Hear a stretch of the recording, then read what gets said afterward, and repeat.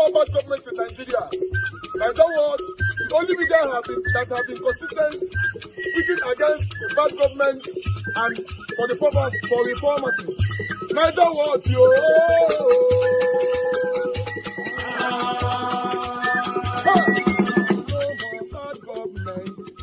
No more bad government. Niger what? No more bad government. Niger what? No more bad government. The only media that have been speaking. No more bad government. The voice of the voiceless. No more bad government. No more bad government.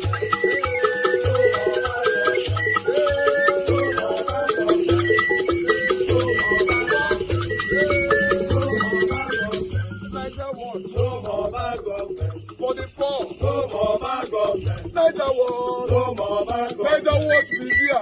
No more bad government. No more bad government. No more bad government. In Nigeria. No more bad government. No more bad government. No more bad government. The only media. No more bad government. The number one media in Nigeria. No more bad government. That have been speaking against government. No more bad government. Niger what? No more bad government.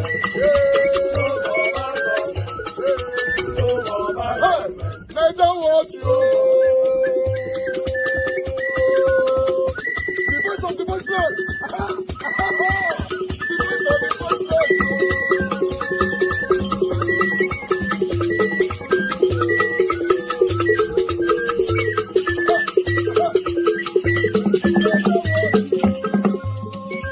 Voice for the voiceless. Voice for the voiceless. Niger what media? Voice for the voiceless. Niger watch media. Voice for the voiceless. The only media that have been speaking against bad government. Being consistency since 1944. Voice for the voiceless. Voice for the voiceless. Umuwame. Voice for the voiceless. Umuwame. Voice for the voiceless. Voice for the voiceless. Voice for the voiceless. Voice for the voiceless. Voice for the voiceless. Voice for the voiceless. Niger watch you. We have been seeing all you guys have been doing. And we recommending to everyone in Nigeria, saying that you guys are the number one. Niger watch you.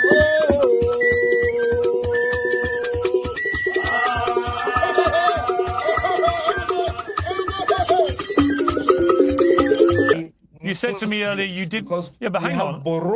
Foreign Minister, with respect, Muslims. They are not necessarily Muslims. Foreign Minister, to understand that. Foreign Minister, with respect, earlier when I asked you that question, you said you didn't know the number because many of the people who've been killed, When this satanic minister was asked earlier on, I watched these videos this morning, the first instance he said he doesn't know the figure, he doesn't know the number.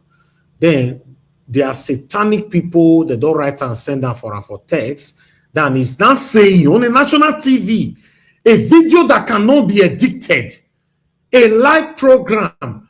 This man is not saying, you didn't ask me. You are telling Morgan,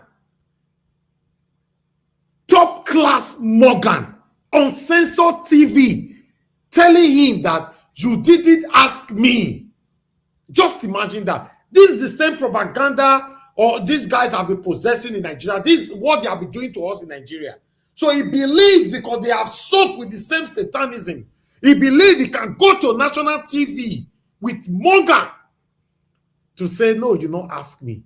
In fact, Donald Trump, if they come, if you don't know some of their addresses, you need to ask questions. No, that's where the son I want throw. Don't throw it anyhow. I warn you, Donald Trump.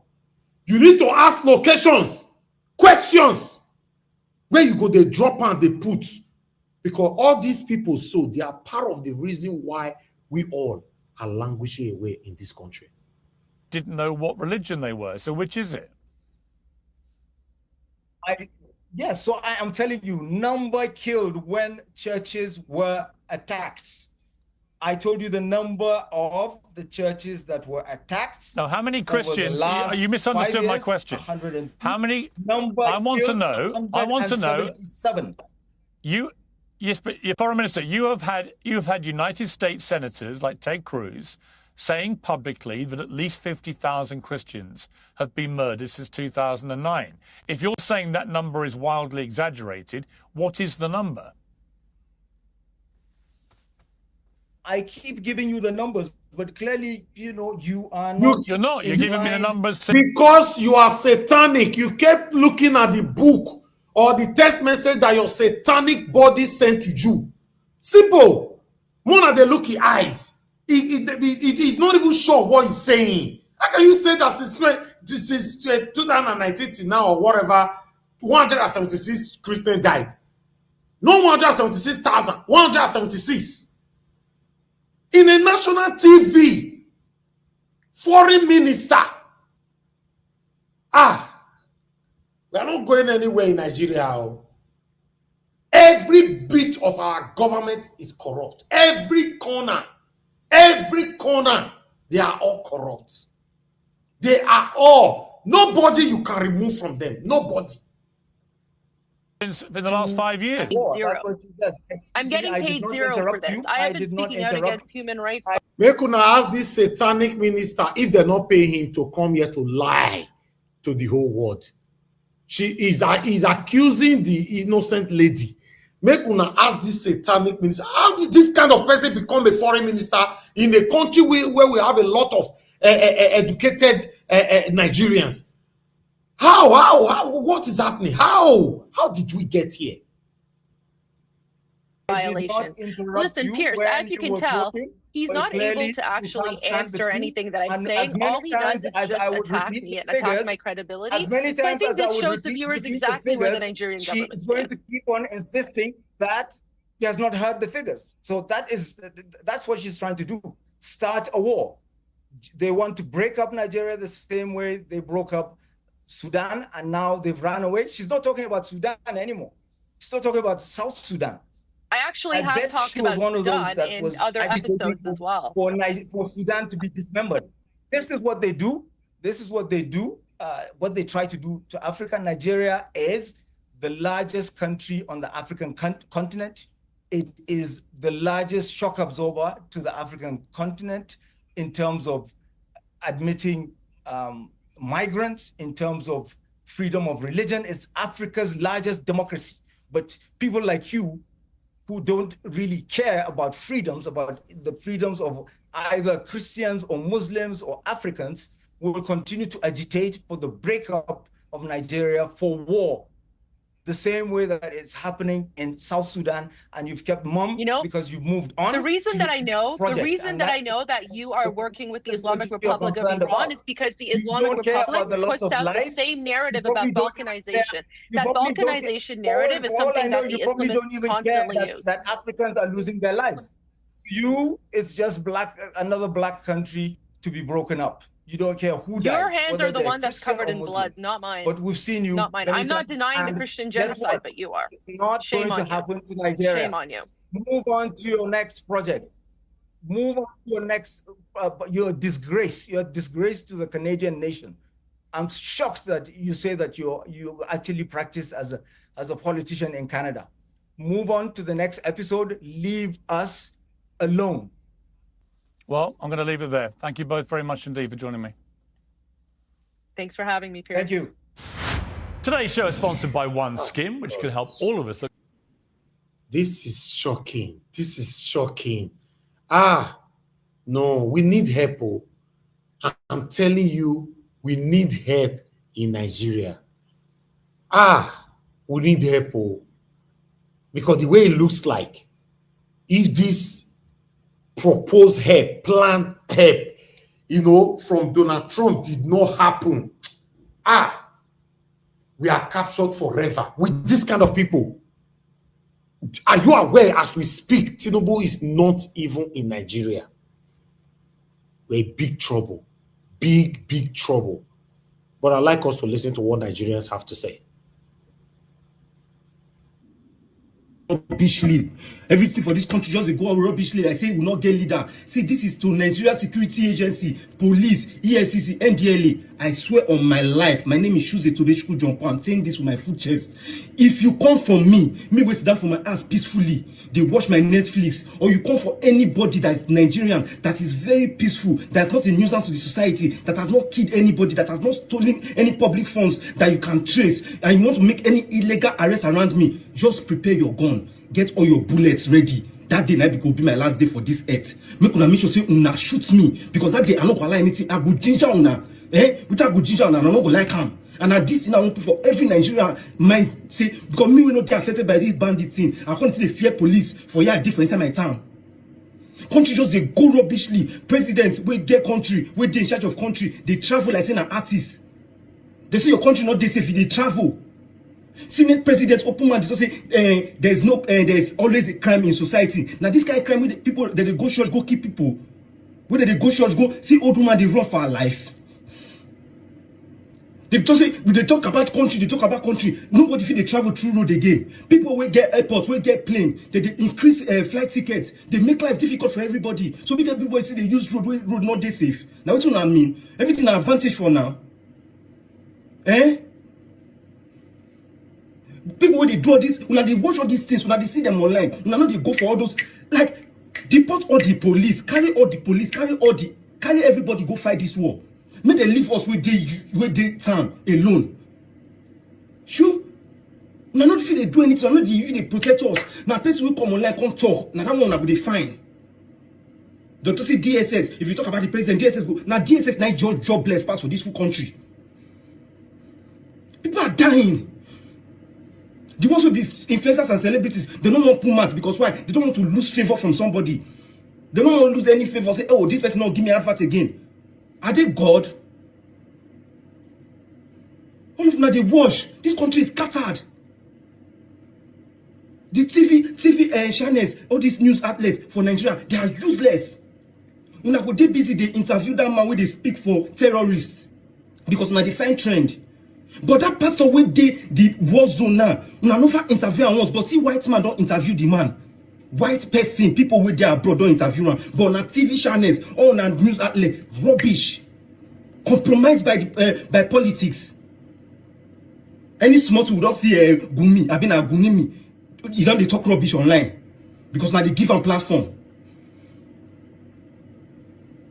Police, EFCC, NDLA, okay.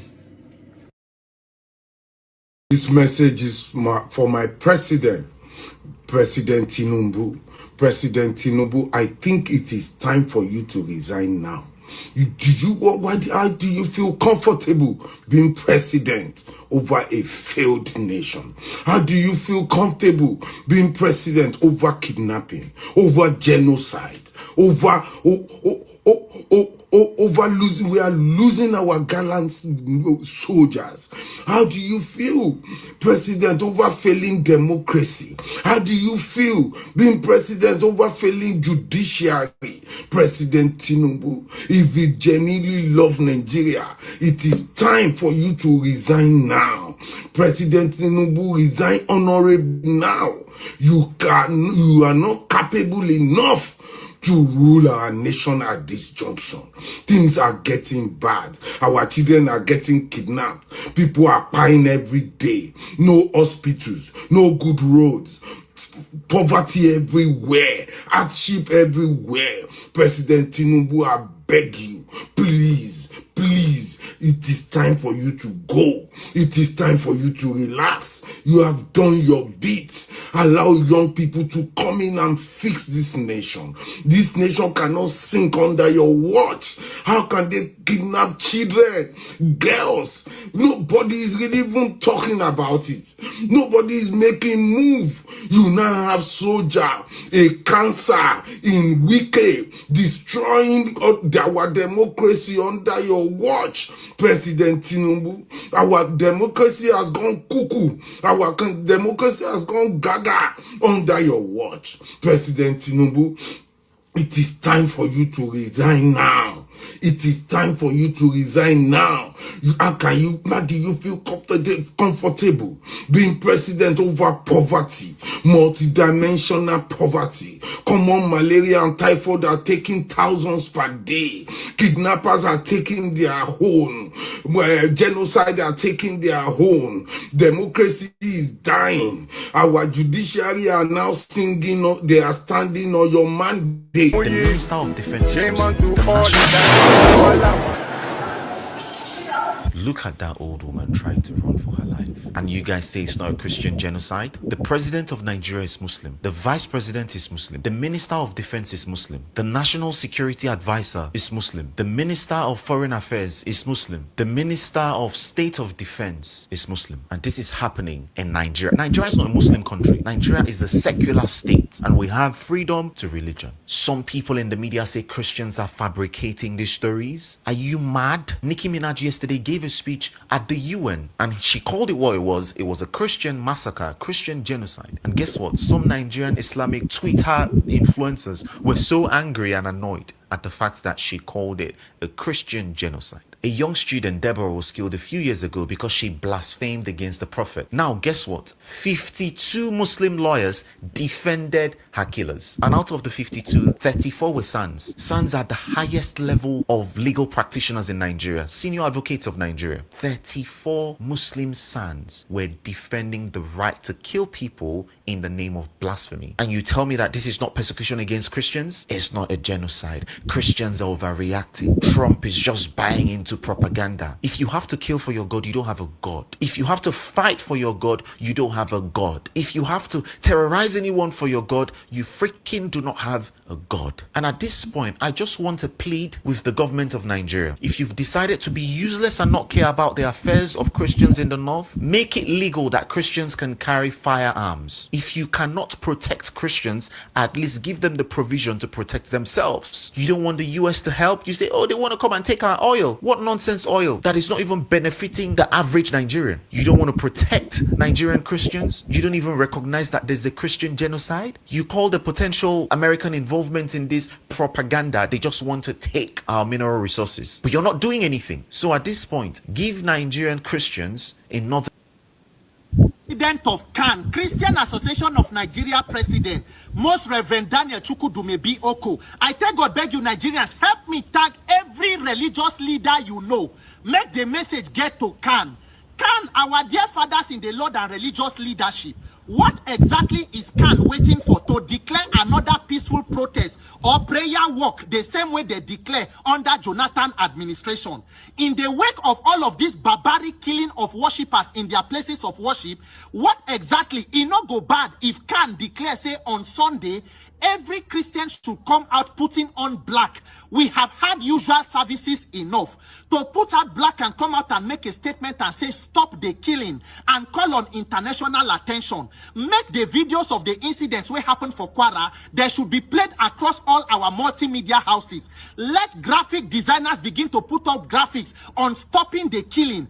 It is going to go a long way. Let Christians watch the videos from the south and see waiting brethren in other parts of the country they face. Let us pause for a minute and imagine, say, the incident where happened for Kwara. Now, one of our cathedrals, our auditoriums, our camp for South, say, invaded by terrorists, killing or shooting worshippers. Are we sure we have enough security to protect their lives? Why must we wait for it to get to that point before taking action? Some people go say, what may be the benefit of the protest? It will go a long way. Since the calling of this Christian genocide by US government, a lot of Nigerian religious leaders have been talking against insecurity in Nigeria. And we thank you. For those who know they talk, it is time for you to wake up, even though you cannot wake a person who is pretending to be sleeping. But it is even more important for us to turn all our talk into action. The PFN president, Bishop Wale Oke, PFN put out a statement. We thank you, but daddy, faith standing alone is dead. Is it not time for those of us who are the victims to also come out and show solidarity with ourselves as human beings? Just yesterday, US artist Nicki Minaj was in United Nations with the US ambassador to United Nations on this same issue of killing of Christians in Nigeria. So we who are the victims, what exactly is the action we are taking? What are we doing? Now, so the religious body will sleep until we allow Muslim ticket, and we are still continuing in the same pattern. Let us pray. Let us pray. Which military in the world is being made strong by the speaking in tongues of the country? We know that we are supposed to call on whatever international pressure for different reasons. If anybody they think say that the Nigerian government is able to handle this issue, we are deceiving ourselves. With all the issue of betrayals, allegations of betrayal and sellouts where we they hear, military is being killed, police is being killed, civilian being killed. The government is neck and helpless in their own corruption and criminality, made worse by the catastrophic Buhari administration with their unfortunate so-called repentant terrorist policy, where they call them repentant terrorists into military and armed forces. Who tell you say that kind of system is going to fix this situation?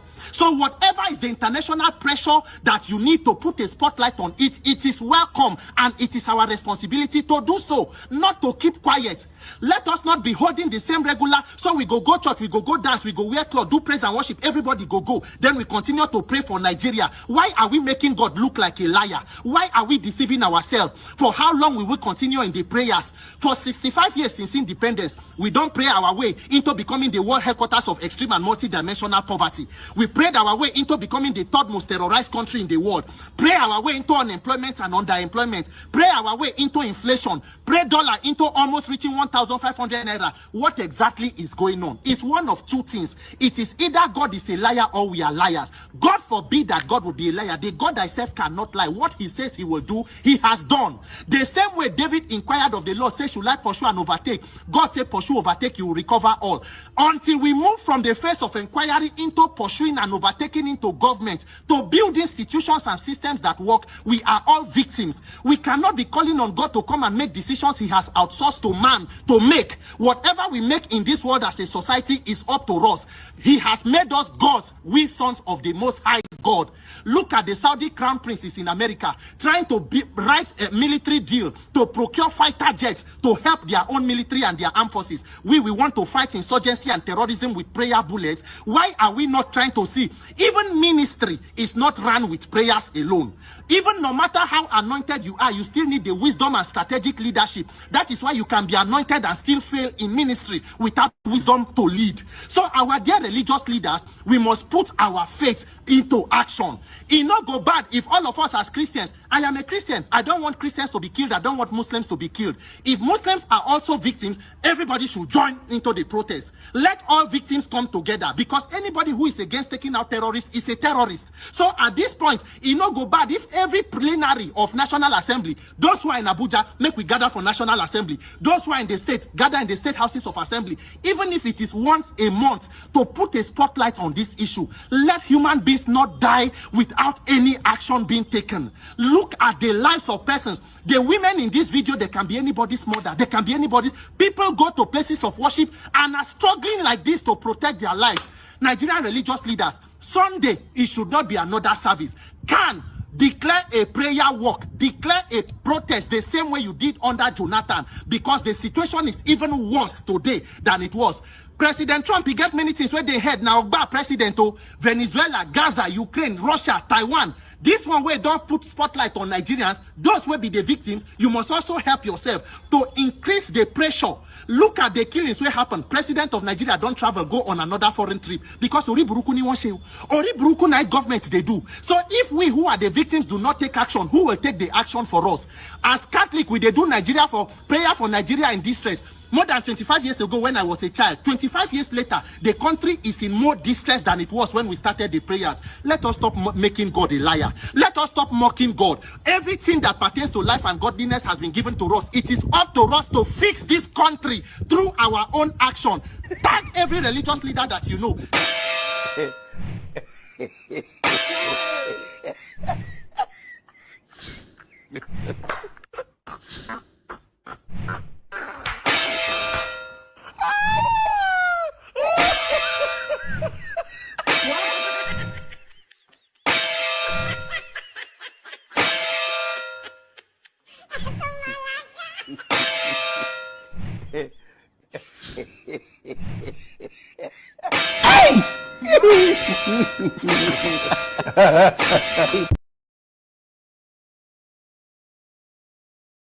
The video of the execution of Brigadier General Umba, and honestly, immediately I saw that video, the first thing that could come to me was I just burst into tears, and I knelt down and prayed to God for my country.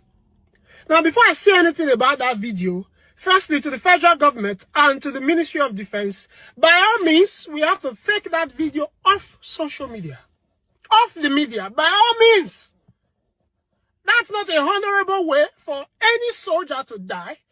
How much more a brigadier general? In case some of you don't understand, a brigadier general is the 4th highest rank in the military. Okay, if you add field marshal join, then it is the 5th, but there is usually no field marshal anywhere. So the first rank is a general, then you have a lieutenant general, then you have a major general, and then you have a brigadier general. So the video of the execution of a brigadier general online is, I don't know how to express it, but if a soldier see that, it will crumble the morale of any soldier. That's just the honest truth, in case you don't understand. It will destroy the morale of any soldier. And if the morals of our soldiers are destroyed, then it doesn't matter the weapon or the intelligence you give to them, they will not be able to fight against a colony of ants. Because no morale. So by all means, please, that video has to go off the media. We cannot watch a brigadier general being executed like a chicken. His wife should not see that video. His children should not see that video. Oh, God. Anyways, I'm not going to advise our leaders or our president and governors on what to do. Honestly, there's nothing to say to you, because what we are now reaping is the reward of corruption, the reward of tribalism. What we are reaping now is the reward of, refusing to invest in education, refusing to invest in see, if a brigadier general could be executed, then you are not safe. Nobody is safe in this country.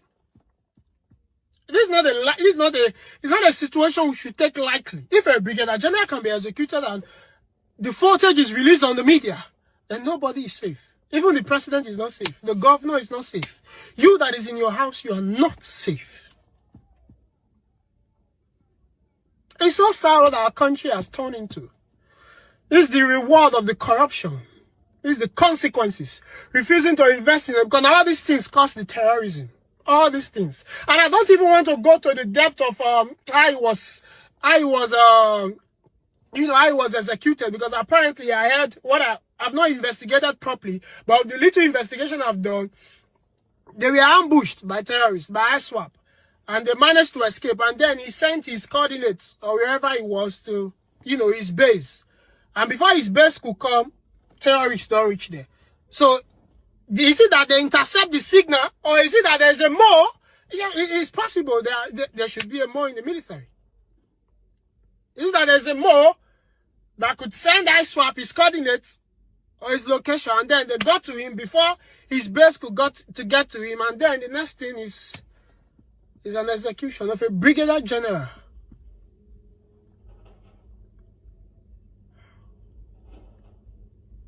May so rest in peace.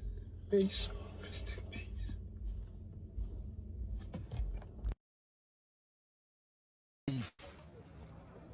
Our president, are you still alive? Where you dey?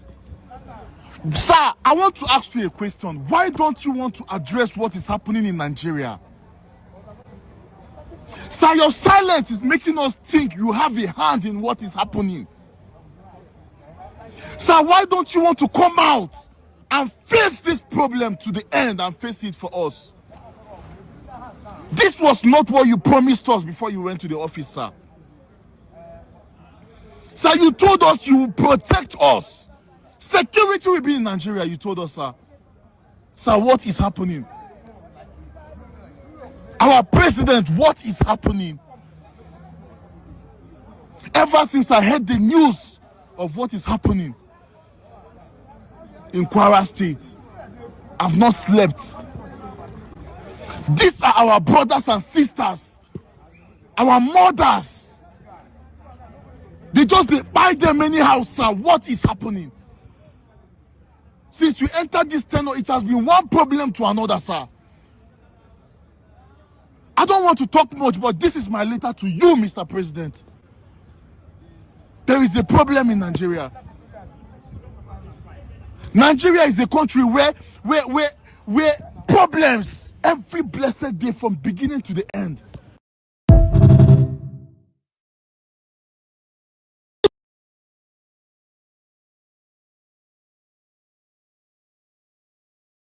here with the amazing Queen of Rap, Nicki Minaj, and I just can't be more thankful to you for putting your spotlight on the persecution, the killing, the devastation that's going on with Christians in Nigeria. The president called it out. Nikki, you've called it out, and then we invited you here to the UN to learn more and to see what we can do to stop this genocide. Yes, you did, and I am, like I said before many times, I'm honored that you even thought that I would be worthy to be in this caliber of a place. Because, you know, I never thought I would go from rapping to being here, but I'm so happy and proud, and I'm happy that I can speak for Christians, and I will continue to speak for anyone that I feel needs my voice if they are being persecuted. And right now, I'm just wanting to let all of my Nigerian barbs, even if they live in the U.S., I want to let you guys know I love you, and thank you for your stories that made me understand more what was going on. And I will continue lending my voice. I hope to see more of you guys lending your voices to it. And yeah, let's do the right thing like we've always done. In the face of injustice, has taken a side with the oppressors. In just 1 week, a brigadier general of the Nigerian army was captured in line of duty. He managed to escape, reached out to the army for help. Just before help got to him, the terrorists caught up with him again and took his life with evidence. We are not done with that. There was intelligence reports that tragedy is about to strike in a school. Armed security went to that school, talked to the children about the drills and what to do or not, and they left. Not long after, terrorists went to that same school, took the life of the vice principal, and abducted at least 20-something girls. We are also not done with that. Christian worshippers in a church in Kwara, unarmed, not disturbing anybody, exercising their right to religion and peaceful assembly. Some terrorists entered that church and opened fire on them. This is not about what does the law say. Every human knows that these things are wrong and should not be normal. These are punishable crimes: child trafficking, abuse and molestation, terrorism, banditry, kidnapping, alongside those that sympathize, aid and sponsor all of these atrocities. This is a call to the Nigerian president, because he is the Grand Commander of the Armed Forces of the Federal Republic of Nigeria, and he has to stop this madness now. History never forgets. On the 6th of February 2023, Mr. President, you tweeted, "I condole with the affected families and vow to end this scourge of insecurity once and for all in Nigeria if I am elected as the next president of this nation." 2 years after, you have failed on your most important manifesto. Nigerians are waiting.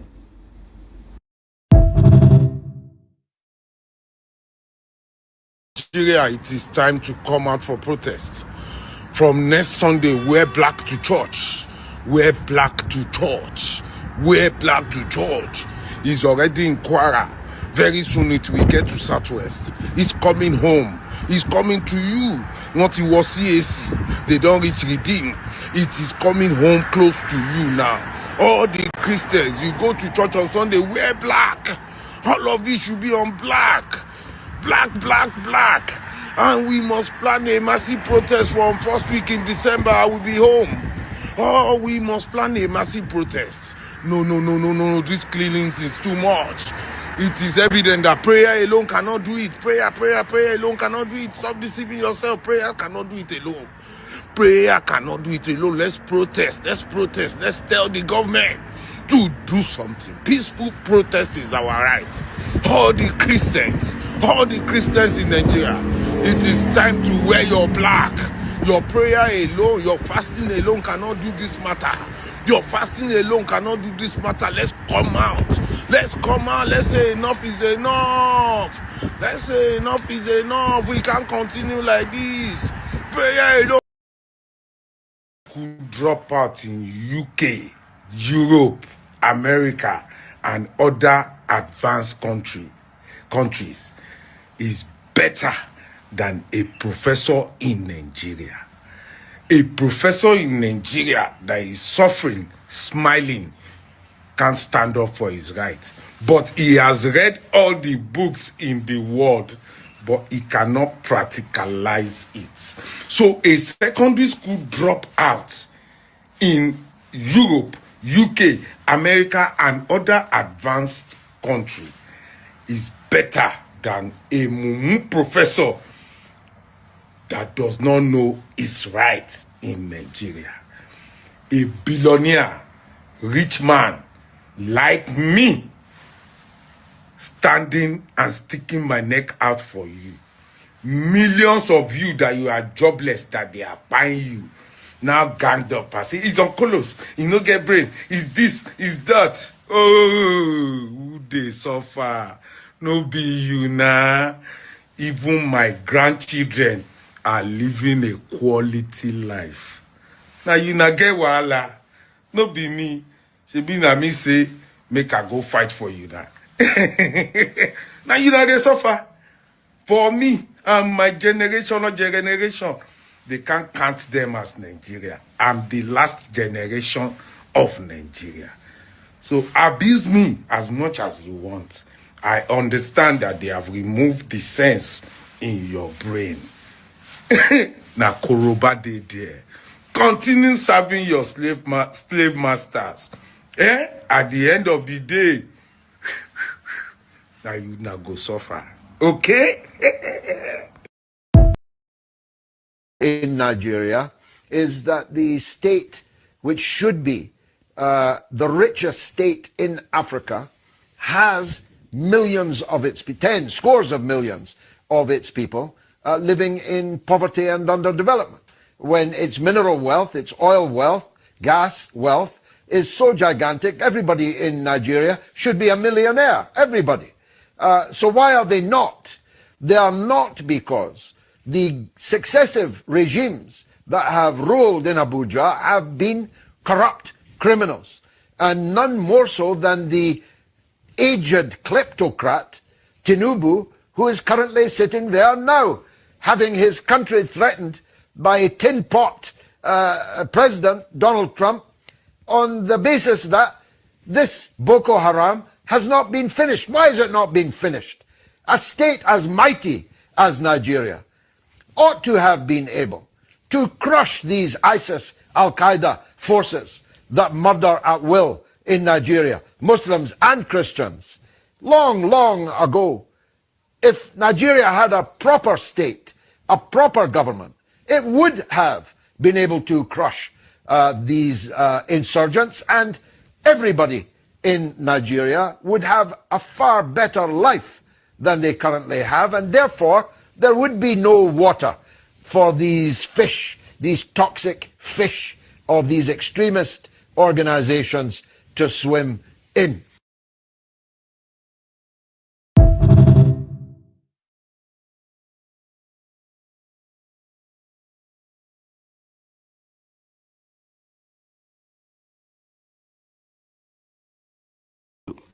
I want you to pay attention. Why have they not been apprehended? Well, you see, in a recent TV interview where you said that you know where the bandit signs are absolutely found, you know where they live, absolutely, you know their parents, yeah, etc. Why have they not been apprehended? Well, you see, this is some of the complication. Like I said earlier, these people are not foreigners. These people are Zamfara State Indians. The bandits? Absolutely. They were born and bred in Zamfara State. So we live with them. We know who they are. It's a very straightforward thing. And we are the people that can take care of that. And that is why we're making conscious effort to make sure security is given number one priority. But also, we look at other factors. What are those causes of insecurity? People are idle. Let me say this to you. Zamfara State is a population of about 6 million people. More than 70% of that population are young men and women. Now, when I analyzed the video of the former CDC Chief of Defense Staff, his interview when he was telling Al Jazeera that these people have hard currencies, you need to investigate who is sponsoring them. You said you captured 120,000 terrorists and you cannot find out any information about them. A sitting governor is telling you that they know these people, they know their homes, they know who they are, but unfortunately, they cannot prosecute them. So you are making excuses for terrorists. You're negotiating. So the lives of these terrorists are more important than the lives of innocent people that are being wasted every day. Use your tongue, eh? Count your teeth. More is coming. Abimazititi. Bear something in mind that the internet never forgets. Oke no no law, oke no nama, na ogiri. Well done. You know, say our country now, a lot they go on. A lot of insecurity they go on now.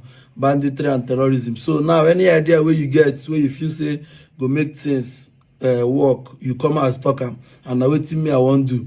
I won't drop my own 2 cents, my own suggestion.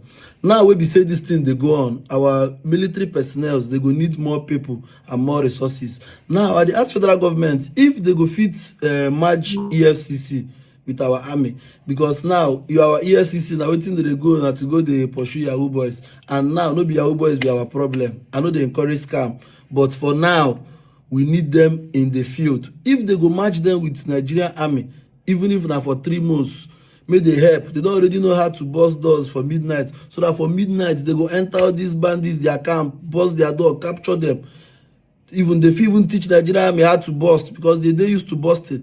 If they go feel match them with army for 3 months, if it go work, now my own suggestion, if they can merge EFCC with the army, so that they would, you know, do what they know how to do best and get these bandits for us, it will still go a long way. Make una reason am, abeg. EFCC, this is time for you people to help Nigerians. Abeg, you don't understand? Mona join army, help the country. Abeg. God bless you guys. Mona no find me. Now suggest.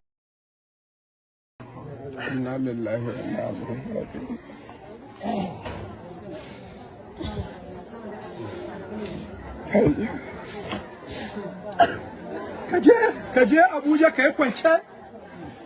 Ku taimaka ma bayan Allah, ba ai. Yau mu yi imani da Allah, in mai girma gwamna yana da full maganar da zai yi akan harkar da wallahi da ta kare. In kudi aka sawa ya kashe wannan matsalar, wallahi zai sa su. Amma zalunci ni son ka muku, ni wa gaban Allah, ni kananan yaran muku, ni mata nan muku. Addinin musulunci ya ce ko ana yaki kada a taɓa yan gaban Allah, ni son ka muku. Ni son ka muku. Subhanallah. Amma da al'umman mu dabbobi, da al'umman mu da dabbobi ba su da wani bambanci. An mai da rayuwar dabbobi an mai da al'umman mutane da ruhin asirinsu.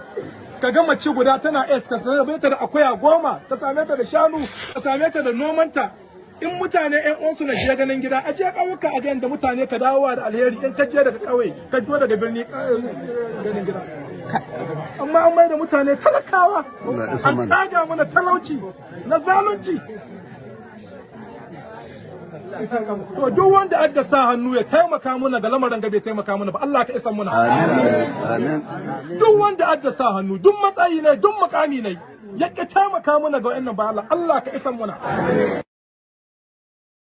Side. And I know we love that word these days when it's politically convenient to use, but we are refusing to acknowledge it because it's not a sexy badge of honor to defend Christianity. It's not the black square. It's not hashtag free Palestine with a little flag emoji in our bios. But there have literally been upwards of 50,000 Christians slaughtered with machetes and gunned down in their churches. 50,000 Christians left without churches to even worship inside, as more than 20,000 churches have been burned down. All of this in the last 15 years in only one country, Nigeria. This is a systematic erasure of an entire religious group in a nation where Christianity makes up half of the population and the world is silent. Ask yourself why.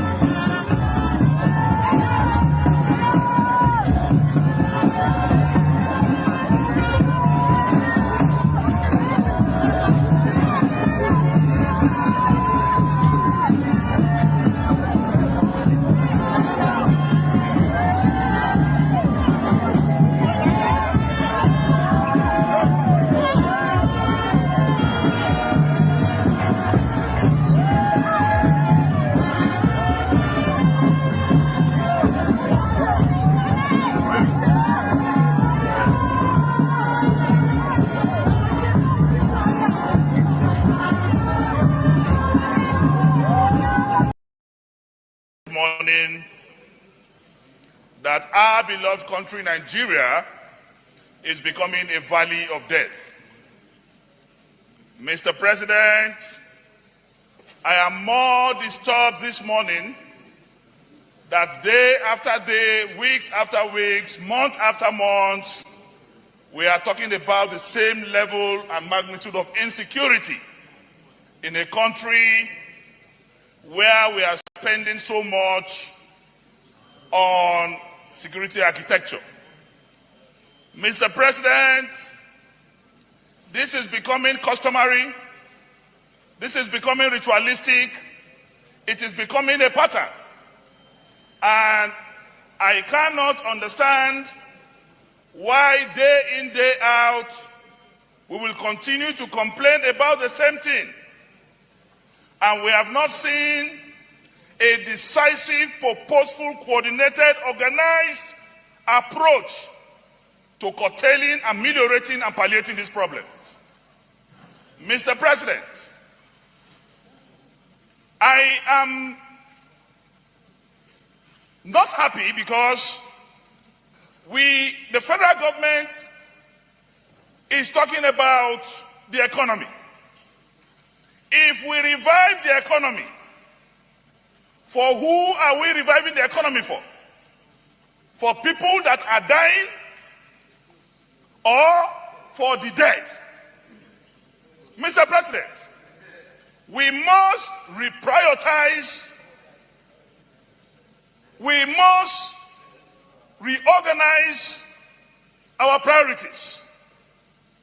As we speak today in this country, the President of the Federal Republic of Nigeria, President Muhammadu Buhari, the Vice President, the Senate President, the Speaker of the House of Representatives, and yourself inclusive, and every senator in this chamber had either the Bible or the Quran on his right hand and the Constitution of the Federal Republic of Nigeria on the left.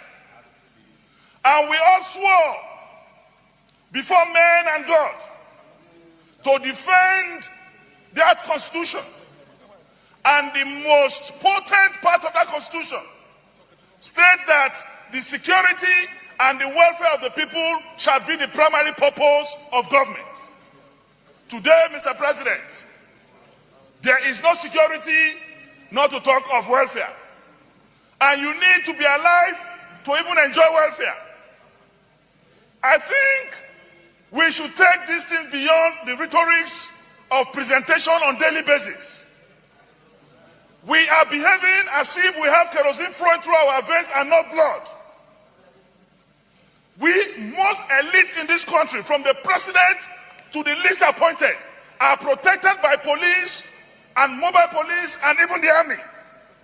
Who is to protect the common man on the streets? Who is to protect the palm wine tapper in Humuleri? Who is to protect the Baduku in Marafa? Who is to protect the poor farmer in Ogbomoso? Mr. President, we should outgrow rhetorics and sensational presentations and call a spade a spade.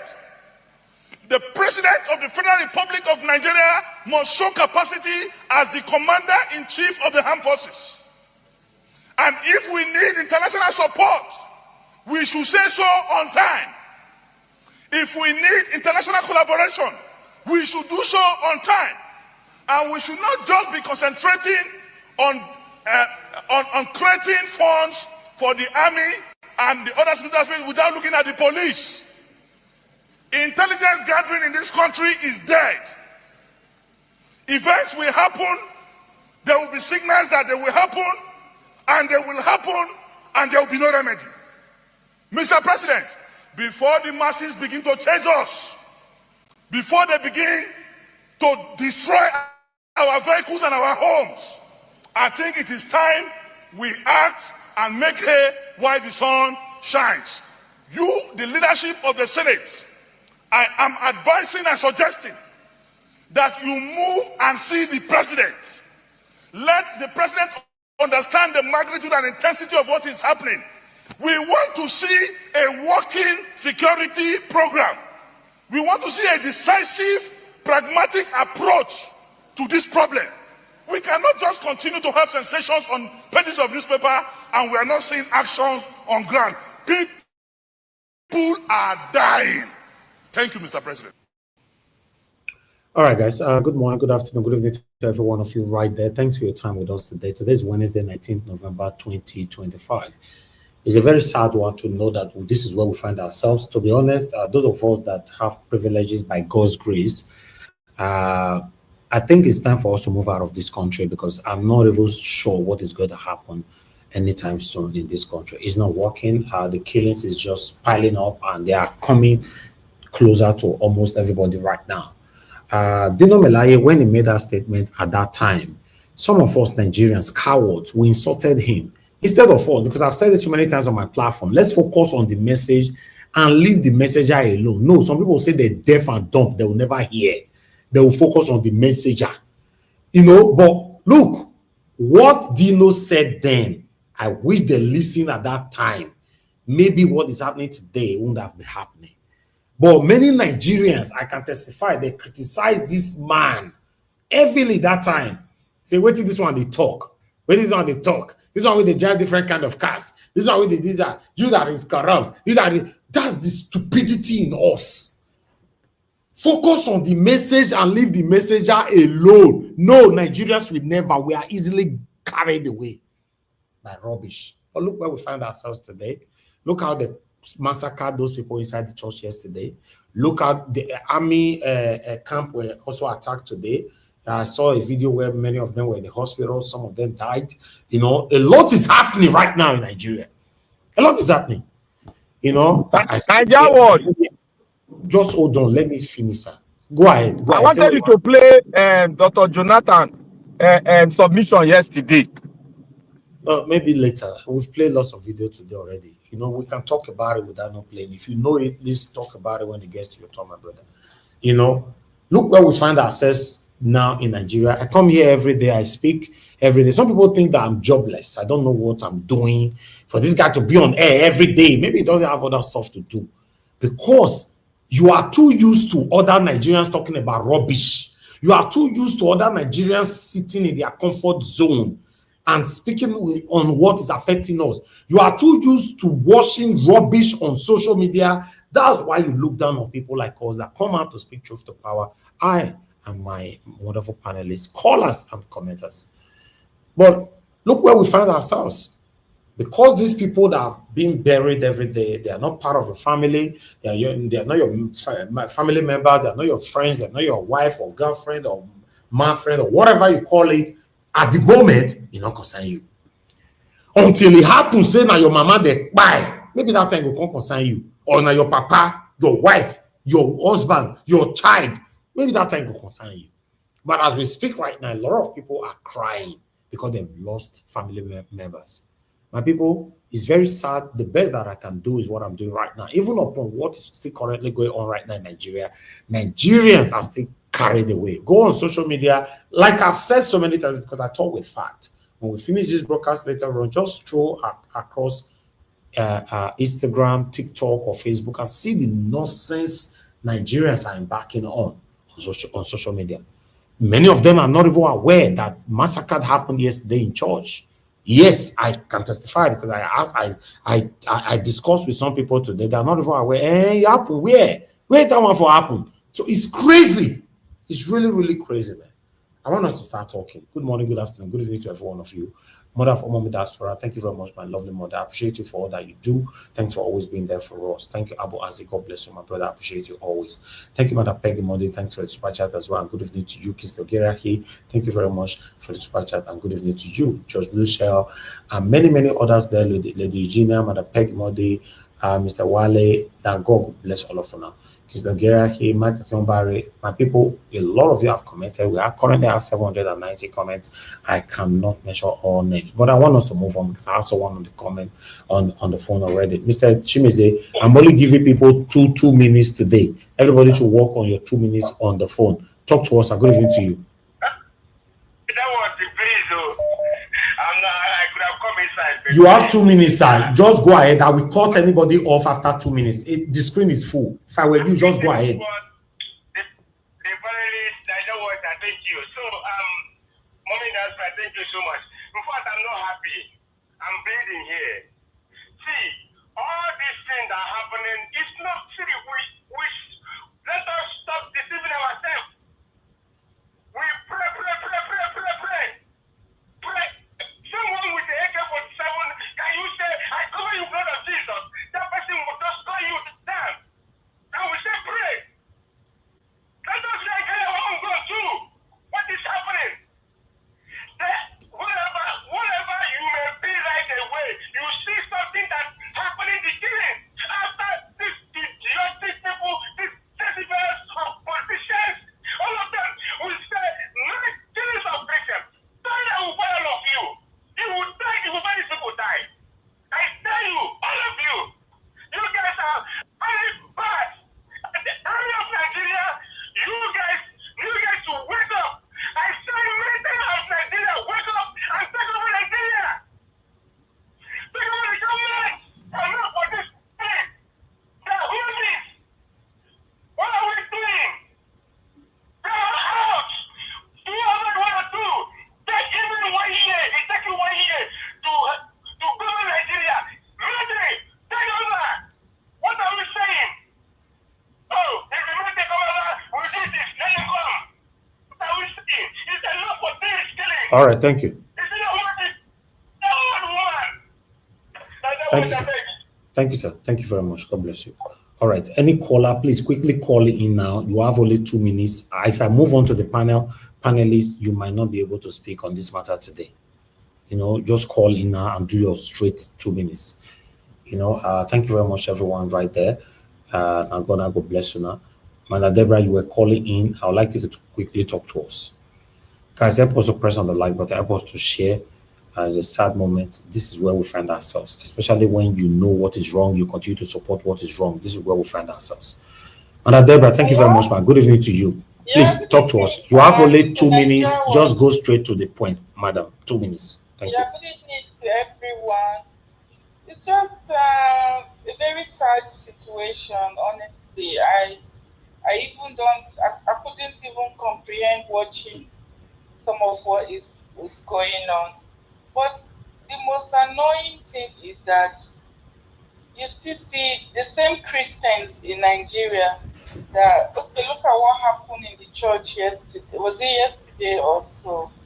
But the same Christians, how many Christians are speaking out? How many pastors are talking about what is going on? The same Christians, some of them are even supporting the government. For example, your pastor now, he has not come out to say anything. You see why that day I was telling you, I said, you cannot give them any pass. Because how can you be silent in the midst of this kind of evil that is going on?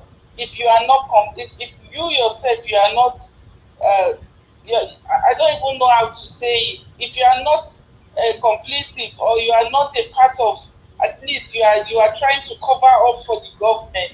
How can anybody who has a conscience be quiet in the midst of this evil, and then you call yourself a pastor? Where is your conscience? You see why that day I called in and I was very, very upset that for some reason they are trying to give him a pass. Now he's quiet. He's very, very quiet in the midst of this kind of evil that is going on. It's very, very sad. Thank you, ma'am. It's sad. Thank you, Mother Deborah.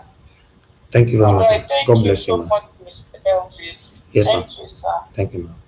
Okay, other callers, I think you need to wait because you guys, sometimes you take so long to tally up with anybody that's talking on the phone. And yes, we might not be able to pick your calls again later on. But I'd like to start with my panelists right away. Good morning, good afternoon, good evening to you all. Black Panther, you're the first on the panel.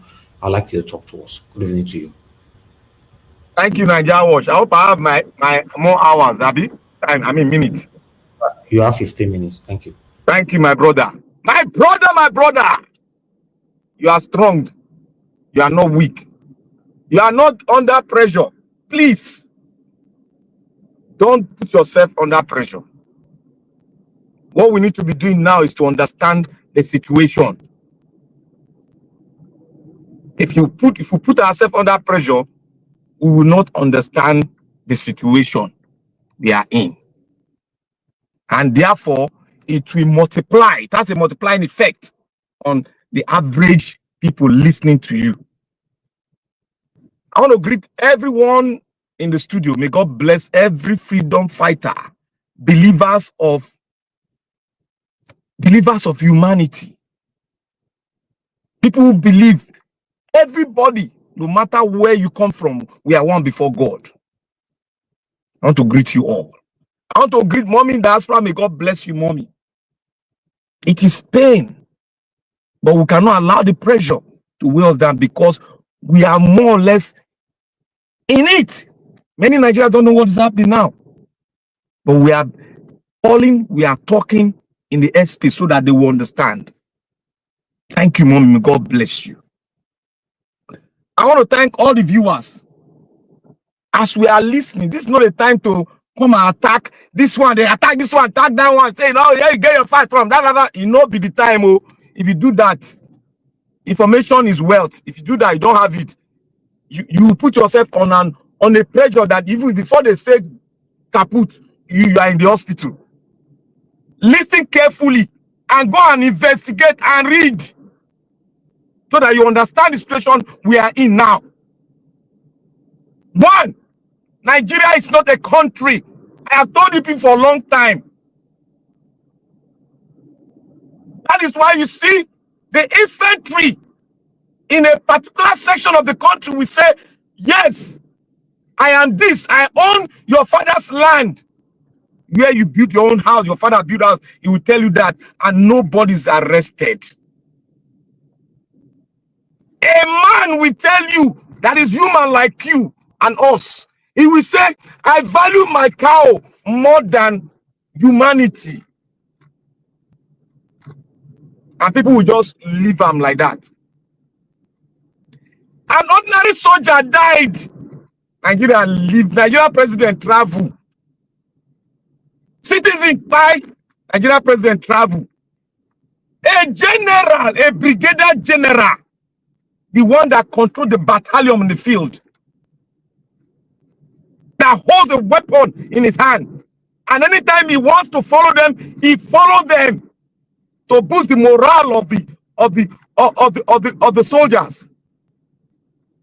They got his location. How did they get his? It was among the military generals, among the military hierarchy, that sent those information to the sergeant, the terrorists. That was how they got the coordinate. Nobody should tell me that, oh, they have technology. They don't have jack technology. They got the coordinate by exchange of information from the military personnel in the military hierarchy there. That is where they got it. When Jonathan said they had Boko Haram in his government, yes, it was true. When Dr. Jonathan, I call him Dr. Jonathan in the house, when he was making a fundamental statement, yes, I was watching people online, they were talking, I lie. That is how the unexpected come after. We always come after you people. You don't want to listen, neither do you want to learn. There are two positions. Go and ask if you have a big brother in politics that is closer in Abuja, go and ask him. Pressure him to ask him. He will tell you the truth.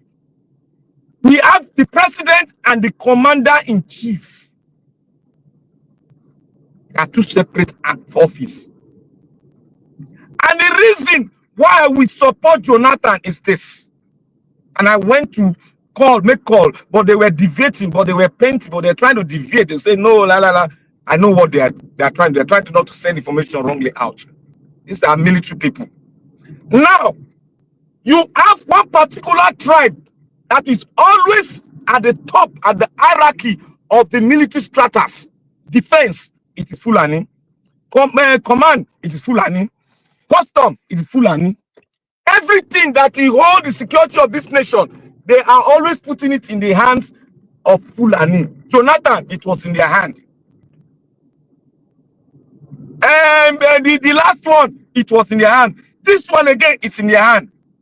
Does that not tell you that these people are up to something? Why will Jonathan budget money to buy weapons for the military?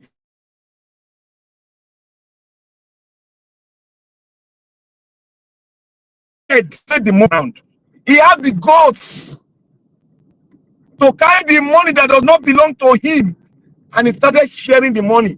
And when they talk, people saying, "Oh, they are tribalizing issues." I have to show you people that many of us, the problem we have is not with the ordinary Nigerian. No. The problem is that it's with the educated Nigerian, the highly educated one, starting from HND up to professor. They are the fundamental.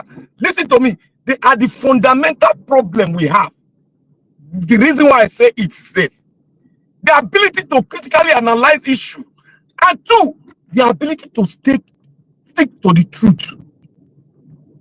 Three, the love of the country.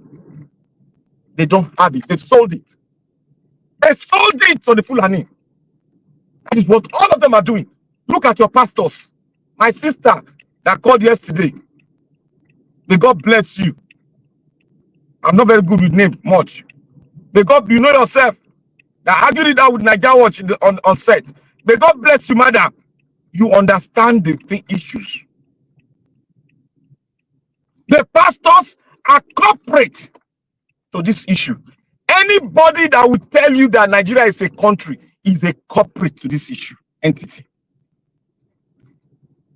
Because I cannot understand where we as a learned people, as an educated people, how is a country formed? Fundamentally, go your Google will be your how will a country be formed? Go put it in the Google will tell you. One, Nigeria don't have a constitution. But what are people saying? When I said it the other time, people said, "Oh, no, even the little one we have, we cannot make use of it." How will you make use of corruption? How will you make use of corruption? Even if you give a madman corrupting, he go misuse them because he know. Say this, he go know. Because there's little sense in him. How can corrupt politicians now tell you that he will obey the constitution? Your president has a general as the commander-in-chief. You lost one general and you are traveling. Does that not give you people a sign that he's not in charge? Jonathan almost confessed that he wasn't in charge. But he said it is Boko Haram. Oh, the president, how can you now, your own jurisdiction, your own place where you say you have the power to select who go be your defense chief? You now they look at, oh, America put on, I'll give answer one, give Igbo one. Your own defense chief that you can give to a man, an expert, a man that is grounded in defense, you give it to him. You are giving to these Babariga Fulanis that are committing atrocity all over the country. That are not indigenous to the state amalgamation of Nigeria. We know they are not indigenous, but most of them will say it. You say we are tribal. Damn tribalism. To hell with it. If that statement that I make me tribal, I will remain there. Because Nigeria refused the truth. Your general, I was, tears came out of my eyes when he told you I saw that video. Tears came out of my eyes. I want to also make reference to Emeka. Emeka gave a vital information here, though his presentation of that information was not, if you are not very attentive and a good listener, you will not grab it. Emeka said your foreign affairs minister lied on a global state. He lied that 150 has been quiet so far in the Nigeria Wahala. I don't know whether his brain is dead or something. A pastor showed us on a plaque 501 in a village, just in a village. and your minister of foreign. Emeka, thank you for that information, because when I heard it from you, I run, enter my computer, go research. I saw the video. I listened to it. I was angry with my bone. I wish I was there in that. I would chew that man raw with my bare hand. That guy is in support and is part and parcel of this terrorism that is happening in Nigeria. Now, the question I'll ask every one of you, where is El-Rufai? Where is Atiku? Where is the man that founded Boko Haram? Where are the core members or the people that form ADC? Where are they? Go and find the name. I have, to my investigation and my contact, 5 names. I won't list them. I know 5 names on that list. 5 that is on that list. They are running Etasketa now. The ones that you think they are not, that they are so, oh, this one cannot be. They are in there. They are in there. They are sponsors. If you cut off the hands of the sponsors of these terrorist guys, they will run out of the country. That is what is happening in Nigeria. Nigerians are the one funding. They said it's not genocide. He did not know that his boys are going into a church the next day to make that genocidal process more glaring to the president of the United States. They've seen that video already. The video is in his desk. So when you people said Nigeria is a country, people want to eat me raw when I say Nigeria. They want to eat me raw because they were facing me physically, but they were not looking at the body of the content where I'm coming from. They refuse because they are sold out. They love Nigeria more than me.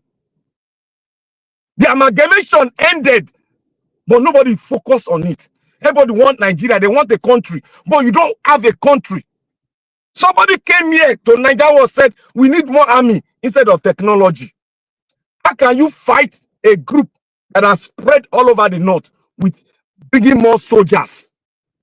America going to war, they use only the Air Force. Only the Air Force. They brought Iran to their knee. Iran to this knee. They use only the Air Force. They rescue Kuwait from insurgent from Iraq. Just Air Force. And somebody will come here and tell you that you need more boys on the field. Yes, they are getting more men now because they have recruited more Boko Haram into the Nigerian military. And you said you have a country. Let me tell you all now. Nigeria is a 2-state. Whether you like it or not, fact check me. The time is coming. We are running to that time now. I said one thing. I said the insurgents, they have ideology and they will never back down and they will never win the war. 2, Nigeria state has never been formed before because we have no stake in Nigeria. We have no stake because we have not sat down to say the rules that will guide us. So we have nothing. They gave us something and we follow. We did not question because now elders. Elder syndrome has taken all of us around. We did not ask questions. The pastor just said, oh, the Boko Haram, the Sharia law, it will die on its own. Where are we now? Where are we now? But what I will say to you all, everybody should wake up and start digging down. Know that Nigeria is not a country. It is a 2-state country. We have the south and the north. That is what Nigeria is. This problem cannot be solved by coming together, by telling the North, sorry, 10 seconds, sir, telling the North to bring down Sharia. They will never. Mark my word, they will never. They will never. It's only when we have a 2-state that this thing can be solved. Your globalization of one Nigeria is all over. Thank you, Nigeria Watch. Hello, thank you, my brother Black Panther, for that submission. God bless you. But let's quickly move on so that I can get to everyone. To Nigeria, thank you very much for joining us today. Good evening to you. Please talk to us. You have 8 minutes. To Nigeria, you are not there. Guys, CBD, please talk to us. Good evening to you. You have 8 minutes. Mr. Elvis, you jumped me. Oh, that means you left, you came back because you are not. I didn't left at any time. I'm even the first. Maybe I'm even the first, but so you are not the first. Black Panther was the first. Okay, talk to us, Mr. Jonathan. Okay, thank you, sir. The thing is that when you went to Nigeria, I thought you would stop there. You would come. He went to me. To No, Nigeria no. himself. You know that he's not the second. No, the way I have it on the screen, here, Black Panther to Nigeria, ECBD before you, Mr. Jonathan. But no be so. The way you have no be so. You take accepted us in now. Okay, all right. Go ahead. Talk to all. Go ahead. Thank you, sir. Let me use my time now. Except anybody want to, crave the indulgence to go ahead. If not, let me proceed. Yes, proceed, Mr. Jonathan. Thank you. You see, I greet you, Mr. Elvis. Thank you for the good work you are doing. God bless you. And my fellow panelists as well. I greet you all. Welcome. God bless you greatly. I'm on diaspora. Once again, it's another day. I greet you, man. God bless you abundantly. And my fellow commenters and callers, you're all welcome. God bless you abundantly. You see, this is what I will say today. We as usual, people may say what they want to say, but it is time that will continue to vindicate us. What we have said on this platform. And I'm not going to generalize. I'm going to be specific to myself. Yes. What I have said on this platform have been vindicated over and over and over again. This one will not be different. What we're seeing happening before our eyes, except you want to play whatever. I don't want to mischaracterize, except you want to play whatever. This is happening before our eyes in Nigeria. The foreign minister on international space went there to say all sorts. He said everything. He provided all the excuses on planet Earth, but blame everything blamable, but not the Nigerian government. Yes, he's the foreign minister, but that's not diplomacy on the international space. Blame everything. Blame Libya for the problem of Nigeria. Blame Niger for the problem of Nigeria. In fact, bring Sudan into the problem. Everything, but not Nigeria, not the Nigerian government. I've said it. So much to say on this one, but I will only wrap it up with this one. I have always maintained that if you support Mr. Tinubu's government, this government that came in through the back door, if you support them in any shape or manner, you can never be coherent. It is impossible. It is not practicable for you to be coherent. You will be incoherent, and you will appear and you will sound stupid. Period. Anywhere since 2023, any attempt that you want to coalesce or you want to romance this government, you will always appear, you will sound very, very stupid. So a word is enough for the wise on that one. See, 25 kids were kidnapped, 25 of them in Kebbi State, less than 72 hours ago. We're hearing nothing from the government. Here's the fact. There is no government in Nigeria. You can give it any other name. Elitist club, if you want to even give them a nice name, give them a very nice name that sounds very, very nice. Call them elites. The elites of Nigeria. Call them anything in the book, but not government. We don't have a government in Nigeria. Same goes with democracy. No government. How could you have democracy? We don't have all of that in Nigeria. 25 school children, kids kidnapped. Nothing from the government. A brigadier general, The president, you are the one, you are their man, you are their head. Let's say it the way it is. This let's go to the basis. They are your boys. These are your boys, like your pals, the army officers, members of the armed forces of the Federal Republic of Nigeria. They are your boys. One of them, buy a high-ranking one, buy nothing from you. Because, as I've said again, you are not the commander-in-chief. I heard people saying yesterday that he appointed chief service chiefs. He just changed them. Please, please, please, please, please, don't bring that on. The fact that Mr. Tinubu, till today, has not got grip of the insecurity problem in Nigeria says it all. He is not the commander-in-chief of the Federal Republic of Nigeria. He cannot solve the problem. In fact, I even heard yesterday that Mr. Tinubu is part of the problem. He's part of the insurgency. He knows everything about it. That is a confirmation. That is an affirmation, a testament to the fact that he's not in charge. Because you cannot solve that problem that you helped created. Because it's not only you that created that problem. So you can't just stand up now and say you want to solve it. You are not in charge as far as that is concerned. I've never seen the Muslim community, the Islamic Federation of Nigeria, none of them out on this one. Kids, now we are talking, they have not spoken.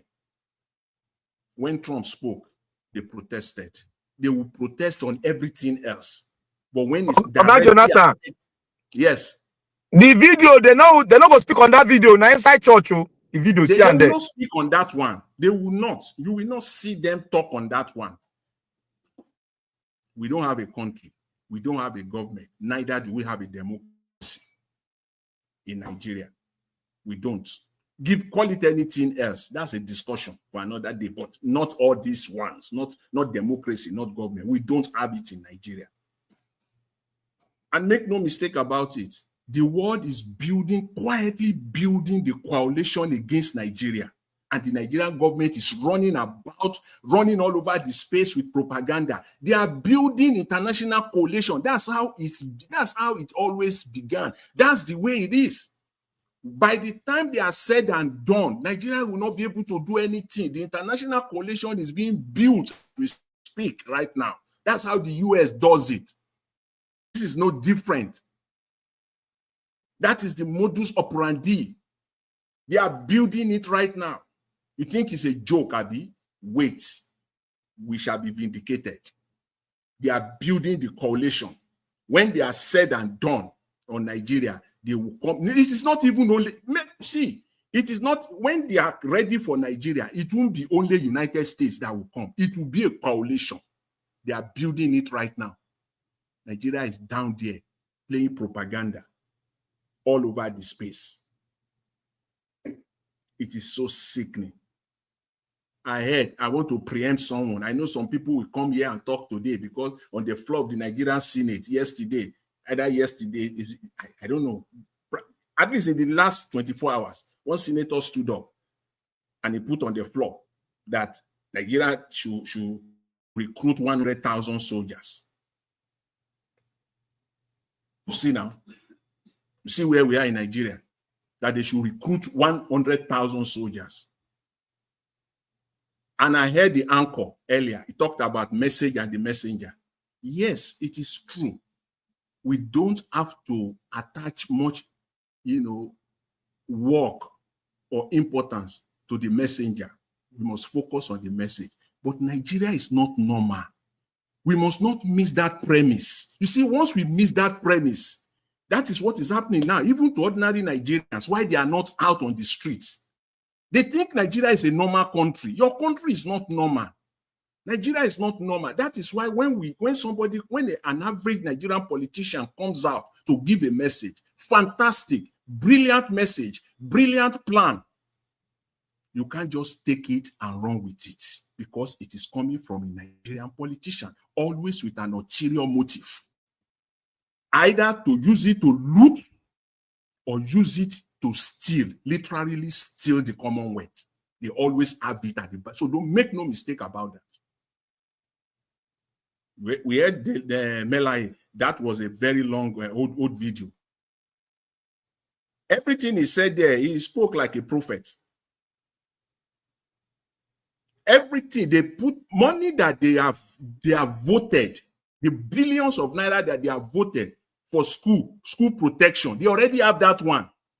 So it is an aberration that we're seeing school children being kidnapped. They already have it, and it's still happening in Nigeria. They have looted the money. So when somebody comes out, let me quickly end with this. When somebody comes out, whether the Nigerian senator, whether somebody on any platform comes out and be saying Nigerians should recruit 100,000 soldiers, here are the pertinent questions that you need. With the recruitment of 100 soldiers, get Mr. Tinubu to act. That's what we need right now. Second, with the recruitment of 100,000 soldiers, will he get the leadership of the Nigerian armed forces to act? Third, with the recruitment of 100 soldiers today, remove all the terrorists that have been embedded into the Nigerian military. Will he get it? Will he get them out? Thank you. If we get answers to those questions, then we can start talking. Thank you. Nigerian. Thank you, Mr. Elvis. I appreciate it. Thank you, Mr. Jonathan. Unfortunately, all your questions cannot be sorted out by this group of people. So I think it's a waste of energy to ask them to do things like this, because obviously it can never be done by these same people. So I believe we should channel that same energy to a better, competent leader that can help us to change Nigeria. You said something that I wanted to ask. Oh, okay. Yes, you said something that Tinubu is not what do you call it? Is it chief? Commander-in-chief. Commander is chief of armed forces. Now, that when you made that statement, it rings a bell in my head. Does it mean that this cabas chooses who want to be the president, but telling them that you cannot be commander-in-chief of armed forces, but you will be the president? Do you? Yeah, Mr. Elvis, this is what they do. Hold on. Okay. Hold on. I'm just, because this is what I think, my assumption.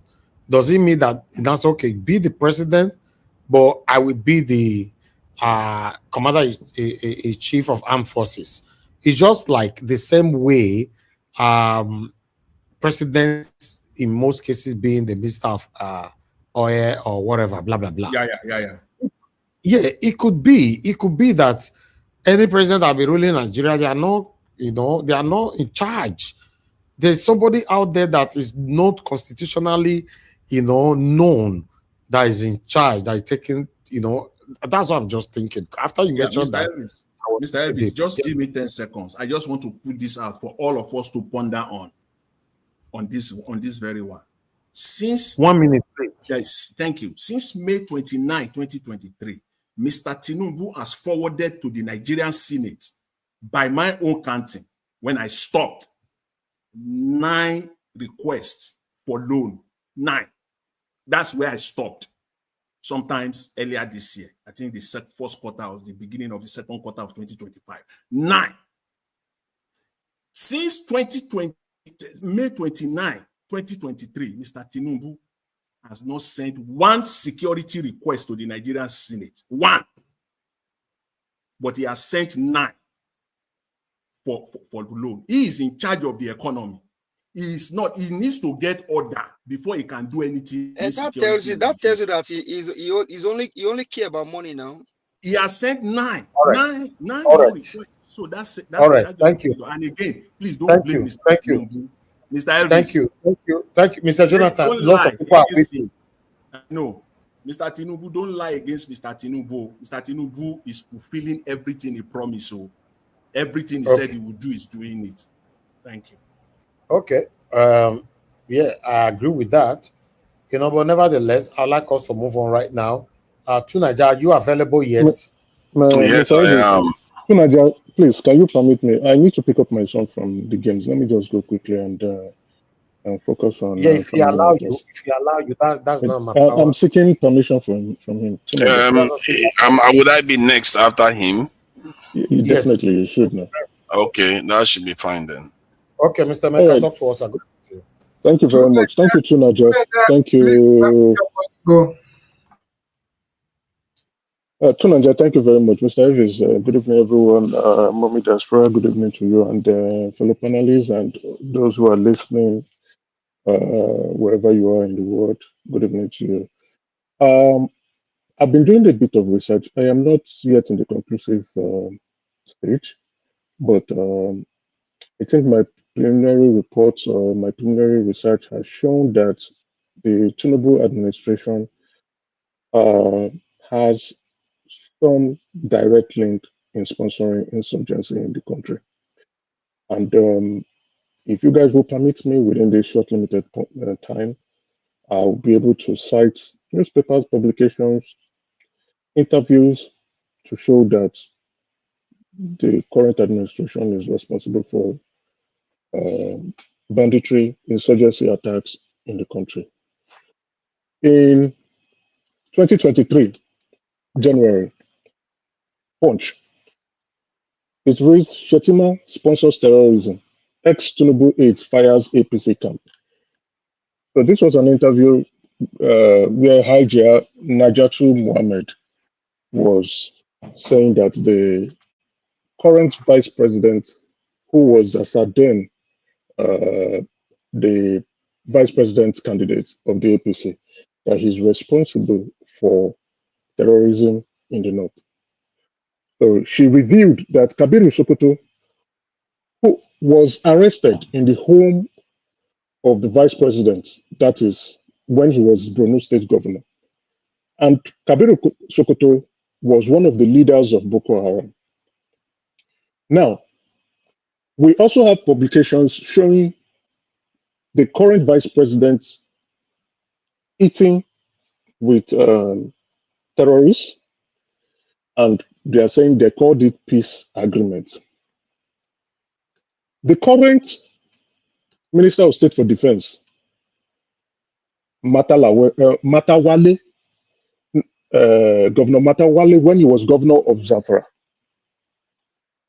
he has been currently accused by his successor, who is the current governor of Zamfara State, saying that that's our current Minister of Defense, State of Defense, that's the junior defense minister, sponsored insurgency in Zamfara. As a matter of fact, the governor gave them 200 Hilux vehicle, branded it as peace agreement. So this report is from Enos Intelligence as of January 21st, 2001. Now, we also now have Bello Tuji, a terrorist kingpin, one of the leaders. We know him. He's on TikTok. He narrated how the Minister of State for Defense, Bello Matawale, allegedly empowered terrorists when he was governor of Zamfara State. So you have the current governor of Zamfara and a kingpin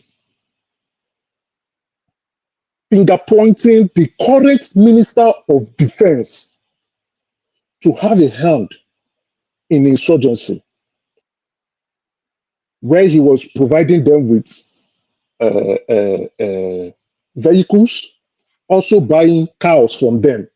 Now, currently, in Sahara Reporters today, there is an exclusive report. Today, 19th, 2005, November, how Tinubu Defense Minister Matawale maintains contact with bandit leaders. Maintains. The key word is maintains. So the relationship is still ongoing. They are greasing it. They are greasing the relationship. Ordered them to compare communities to vote for APC. Former aides. Now, this is the third person accusing the current Minister of Defense, Matawale, as a sponsor of insurgency in Nigeria. This aide says he gave them 36 brand new Hilux vehicle.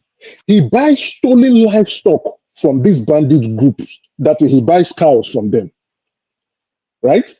So this former aide was an SA to Zamfara, to Bello Matawale, and he also said his village was affected by the banditry activities. So as his role of being the SA, he gave him the opportunity to mediate. So the aide is saying that he was involved in mediating between the government and bandits. So he is speaking as a direct first account witness because he participated in activities between the bandits and the government. You have three people now. And the current president, Tinubu, is not doing an investigation. He's not saying anything. Not trying to see what can be done, or has not suspended, has not fired, or has not eliminated Matawale from his administration. There is another report from RNI. This is May 2002, 5th. Army Mo kills himself rather than face the route of military court martial. What was this last corporal doing? His name is Abdullahi Jubri.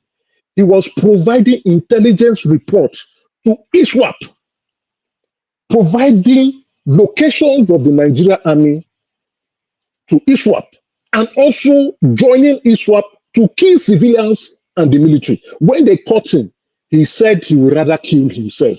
He's a military man. All these are when they are trying to bring in, they call them repentant who? Boko Haram, to join the military. Repentant Boko Haram, or in my own words, I would say infiltration of terrorists into our military organization, providing intelligence reports to their terrorist cells. Now, I am still researching. That's why I said I have not gotten to the conclusion. But my conclusion is framing itself. These are not, recall that I did not use the word allegedly, because these are newspaper publications, insiders, aides, terrorist kingpin, former Tinubu aides, who again, current governor of Zamfara, finger pointing those who are sponsoring terrorists in Nigeria. Then we also now have Niger, Mali, Burkina Faso set to expose Nigeria politicians aiding bandits in Nigeria. They said they already have the names of politicians who are providing assistance to these criminal gangs. They have arrested some individuals who are supplying arms to these bandits. Investigation is currently ongoing, and they have the names of these individuals, of these politicians who are aiding insecurity in Nigeria. So what are we saying here? Even when you listen, because thank God you played the ambassador. This is our chief diplomat, Ambassador Tuga. You played him. He was not talking about the killings. He was only saying that the international media, they are lying. The international media want to make Nigeria turn into Sudan. International media wants to create war in Nigeria. Is Nigeria not already in war? They kidnapped how many girls in KB? 25 girls. They killed a brigadier general. They have infiltrated the church in Kwara State. Very soon, we'll be hearing news in Abuja. They're already coming. But yet, we have Christian leaders who are silent. I don't know what they are posturing for, who they are posturing for, I beg your pardon, and why they are silent. We have major influencers and celebrities. This is the time they are running away from their phones now. I don't know why they don't want to lend their voice and put pressure on the government. I have hinted now. From this, at least somebody with logical mind will say the government is responsible for insurgency in Nigeria. Tinubu, who is the president of Nigeria, cannot say he does not know who is sponsoring insurgency in Nigeria. He cannot deny it. He cannot say so, that he's unaware. If he says so, I'm glad many people are calling for his resignation. He has to resign. As a matter of fact, whether he knows or he doesn't know, he has to resign. He must resign. Because there's a difference between saying that you are fighting insurgency and then the rate of killings is going up. I will conclude with this. The current Tinubu administration is responsible for insurgency in Nigeria. The US has fingered them. Our neighboring countries, our neighbors are fingering them. Current governors, politicians, even the kingpins, those who are sending their boys, are already pointing fingers at who is sponsoring insurgency in Nigeria. And like the famous words of Abacha, if insurgency lasts more than 24 hours, the government is responsible. Thank you, everyone. Exactly. God bless you. Thank you, my brother, for that submission. I like the fact that we are directly pointing our fingers right now. That's how it's supposed to be. There's no need of conning or shying away from the truth. A lot of people are losing their lives every day right now. This is the reality of our country, where we find ourselves. This is where nepotism, ethnicism, tribalism, and favoritism have landed us. So we need to speak truth to power. God bless you all. I would like us to move on to the next person, which is to Nigeria. Greetings. Yeah, thank you. Thank you. I really appreciate it. Greetings, Niger Watch, and thank you for all you are doing. And greetings to all the panelists that have come here to discuss the Nigerian issues. Greetings to the chat, and most importantly, greetings to the people at home watching us, for the number greater than us that are sitting on the panel. Based on what I've heard, there's a lot of confusion that appears to have befallen Nigerians. And I've often said Nigerians are like a people doused with petrol and just are waiting to be lit. And this is one of the reasons why I really I hate politicians and our leaders that refuse to bring the people together. Because of politics, they would rather divide than bring people together. Like somebody like Abike Dabere is still in office today, which is a disaster, because clearly that woman is bigoted, but she's still in office. A nation that is almost 50% Christian Muslim, you have so many Muslims dominating significant positions of office. That's what leads to this type of instability. When people get greedy, when people get selfish, it leads to instability. Then we have a bigger problem of a national interest in terms of our national security. This problem didn't start under President Tinubu, neither did it start today. It started well before even the ending of colonization. It started when we lost our nation to the colonizers. So when many people see all these problems as something that is happening now, I don't see it like that. I see it as something that is very, very fundamental. Somebody mentioned Saudi Arabia going to America to buy weapons. Have you bothered to check how many soldiers Saudi Arabia has? And they still want to go and buy the best weapons. Saudi Arabia is about 30 million people or so or less. And their military is bigger than that of Nigeria. Why? With all their oil and all their money, why do they need it? So all those people that are making all that money and enjoying all the Saudi Arabia money, why do they need that much security? They don't have anything to turn to bandits today. They have money now. They are fed. This is what Nigerians say all the time. People need food. That's why we are going to be secure if we get food. Why does Saudi Arabia have that much military? Human beings that they use to defend their nation. And somebody said I'm talking about 100,000. Who is talking about 100,000? I'm talking about recruiting or creating jobs of about 2 million people. You create jobs, and that every individual person you create that job for is going to help further Nigerians. And that job you are creating is going to save Nigerian lives. And those jobs you are creating is going to stop Nigeria from losing almost $50 billion in GDP every year. And somebody is arguing against it. This is why I say some of us are totally confused. They are totally confused. And then there's another confusion. I was watching Oba Benin the other day, talking to Europeans and asking whether they want to come and recolonize us. talked about how his throne, where he sat, the size of the palace of his fathers, his forefathers, extended to the governor's mansion. That's how big it was.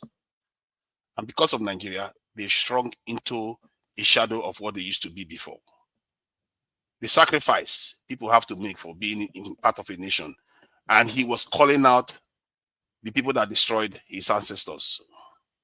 But today, those same people that destroyed our ancestors, the children of the ancestors are calling them to come and save them again. The destroyers of our kingdoms, we are asking them to come and save us. People that have capacity to destroy entire continents, you are asking them to come and save you. We barely survived the last time. These same people, Al-Qaeda leader in Syria, was in his house barely 2 weeks ago in White House. Former Al-Qaeda leader. The US has confessed to funding Boko Haram, not just terrorists, so Boko Haram. We're not talking about Al-Qaeda and ISIS now. Boko Haram itself. And the children of those ancestors that people that run America today buried are still begging for them to come and save them. Is that not confusion? I don't want to call it a more derogative name. Something is seriously wrong with us. I know we are in pain. I'm in pain too. Our kingdoms are in pain. I don't see Oba Benin ordering for Trump to come and save me. If anything, he's warning them. We have to be careful what we are asking for here. Just because you are in pain, if you think this is pain, have you seen pain? When it truly comes, when the Nigeria bonds and Africa bonds with it, then all of us that are overseas, we are going to suffer the consequences. There is no escape. Because when your people bond, it affects you everywhere you go. Our solution is to save ourselves. The truth is that many people that spoke said we should save ourselves. Look at America. Are they not saving themselves? Have you seen what they are doing with the FCA fire right now? The Congress lined up to vote. Even Trump lined up behind them because people want to take their country back. When they mean business, they mean business. Their leaders, they will not see peace. They saw what happened to Charlie Kirk and they say, enough. We are not having this. Because the reason why they tried to intimidate them with Charlie Kirk, it didn't work, it backfired. They even dug in more. Like, we want our country back because they fear they are losing their country. And they say it. We've lost our country a long time ago. We are not even fighting for it. Instead, we're asking the people that destroyed it to come and save us. How can we do something like that? And you expect me in good conscience to say it's okay. Our ancestors will be rolling in their graves. We have human beings in that country. Our problems are simple to solve. It's just that our people can't seem to see it.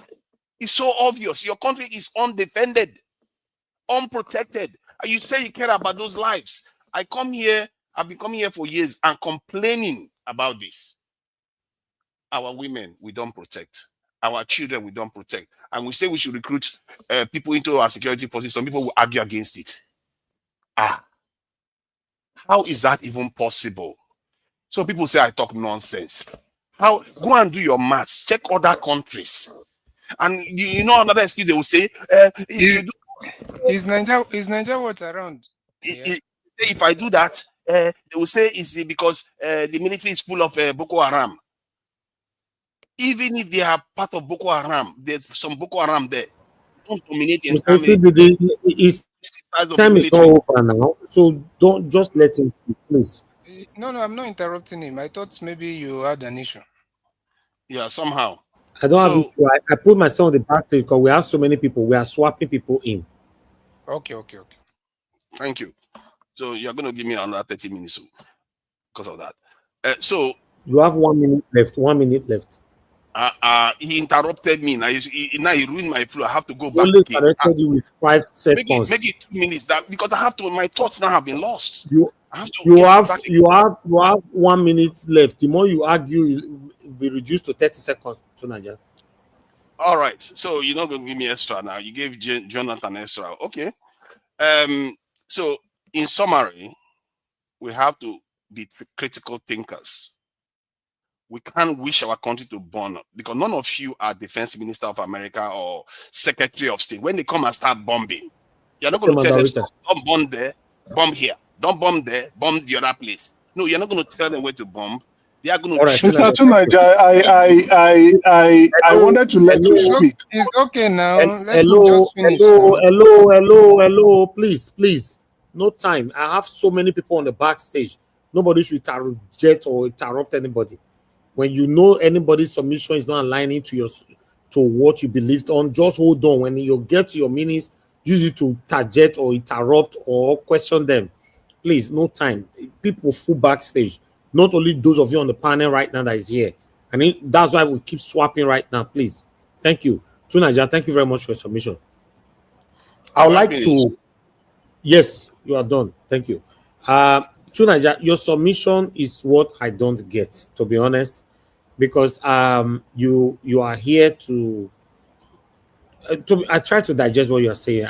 It's difficult for me because just yesterday here, a lot of Nigerians were massacred. You know, army general were killed just less than 48 hours ago, and a lot of people have been kidnapped. In fact, there's a lot of chaos going on right now across Nigeria. But what you are talking about is quite different, that you don't want Trump to come to Nigeria and all that.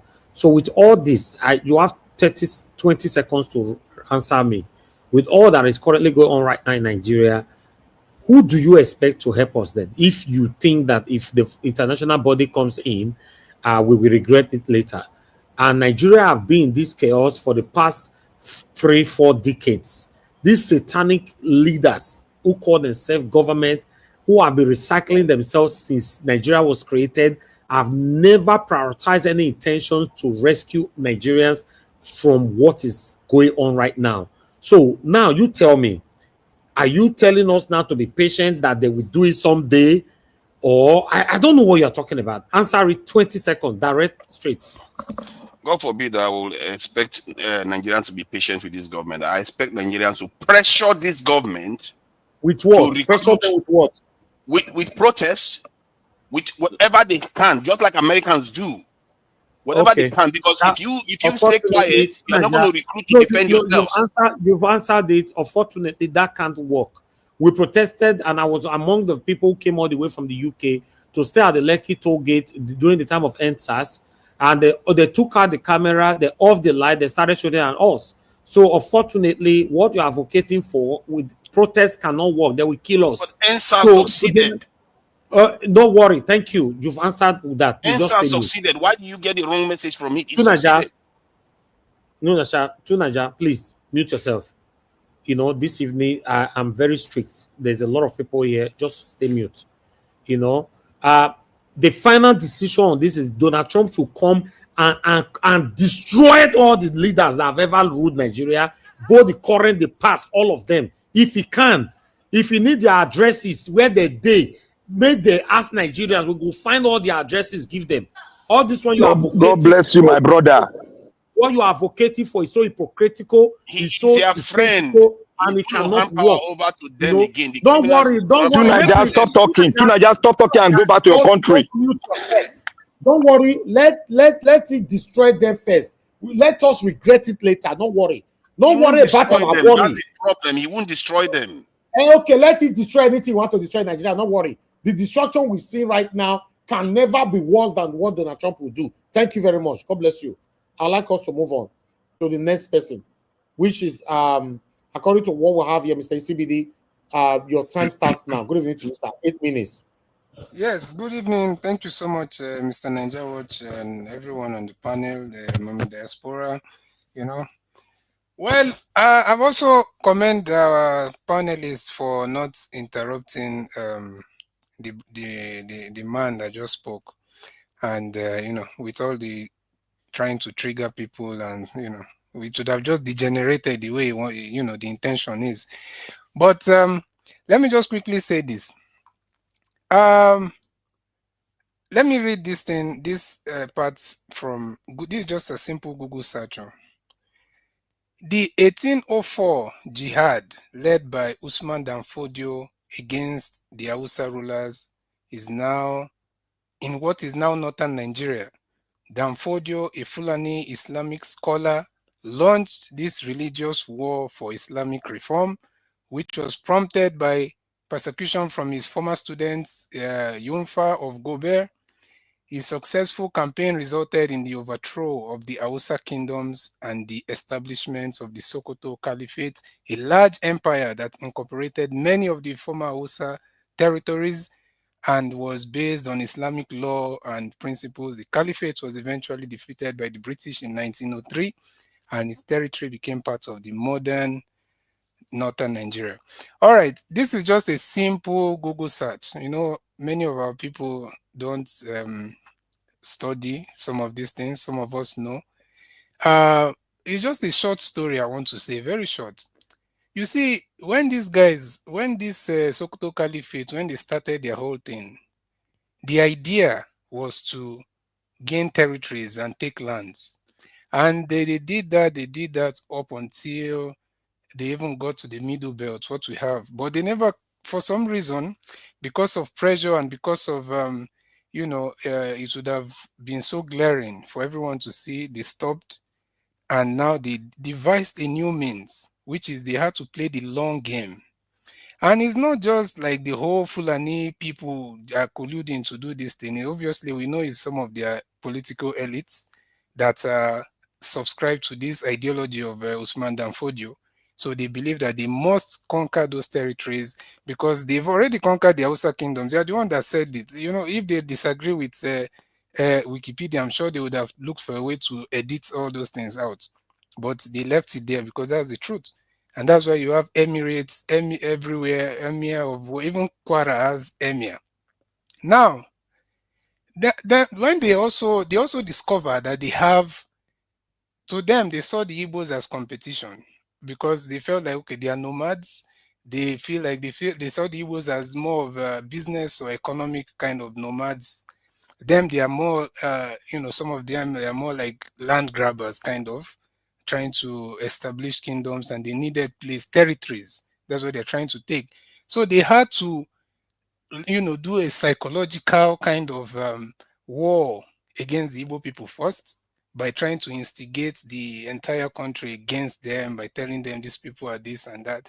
And it's all, to cut the long story short, it led to the Civil War, which killed a lot of Igbo people, especially mostly kids, mostly children, due to starvation and all that.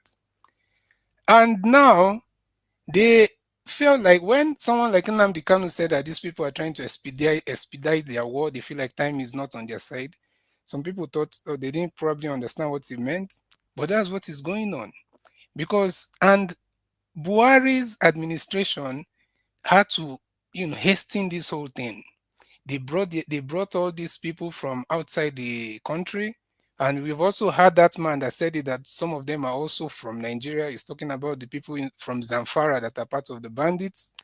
So, and now they've been doing that. They need as much land as they can from the Middle Belt because those are fertile lands. They already have the Hausa kingdoms of the north, like Sokoto. Sokoto was Hausa, originally. All these places they already have there, but they need fertile lands. They need southern Kaduna.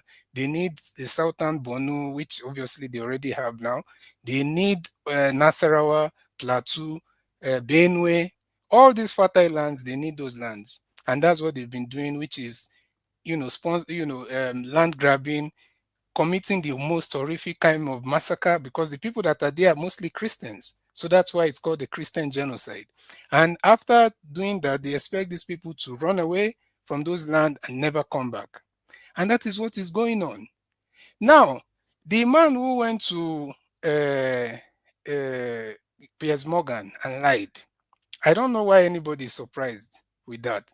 You can't expect anything else. He was definitely going to lie.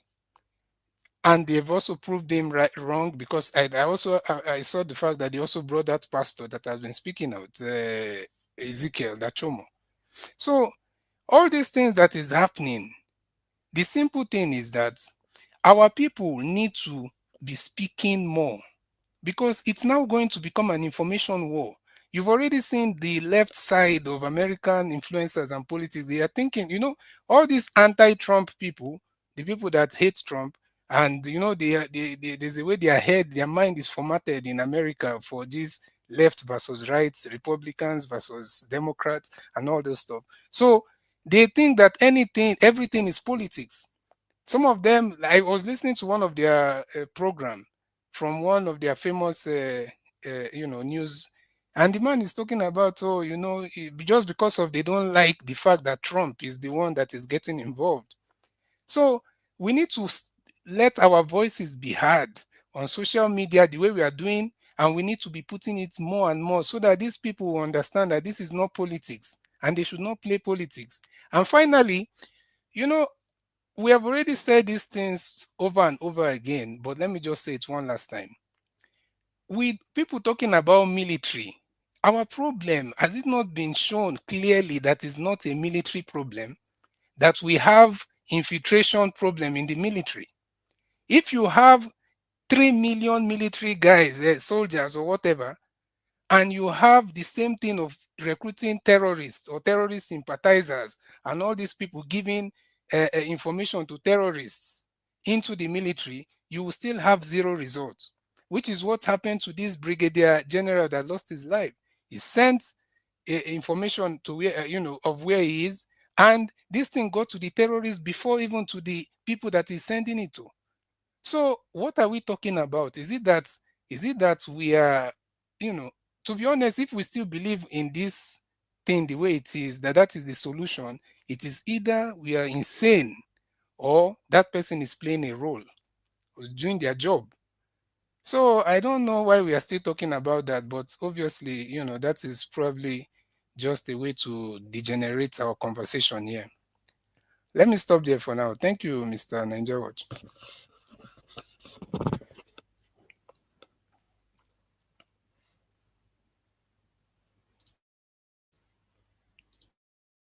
Okay, well, I can. Okay.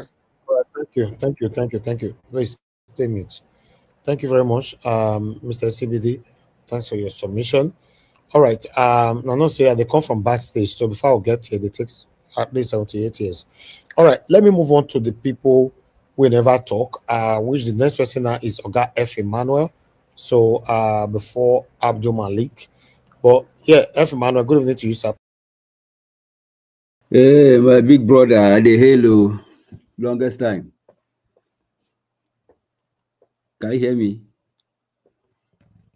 Can you hear me? Yes. Yeah, yes, sir. Yes, sir. I don't put myself on backstage. That make me know if you talk. Thank you, sir. Okay. No worries. Yeah, I want to greet everyone on the panel. Thank you so much for the wonderful contributions. Also want to greet Mommy Diaspora. Mommy, we greet you. Thank you for the wonderful work you're doing. Well, I wouldn't want to bore you with much words. This time around, I just want to,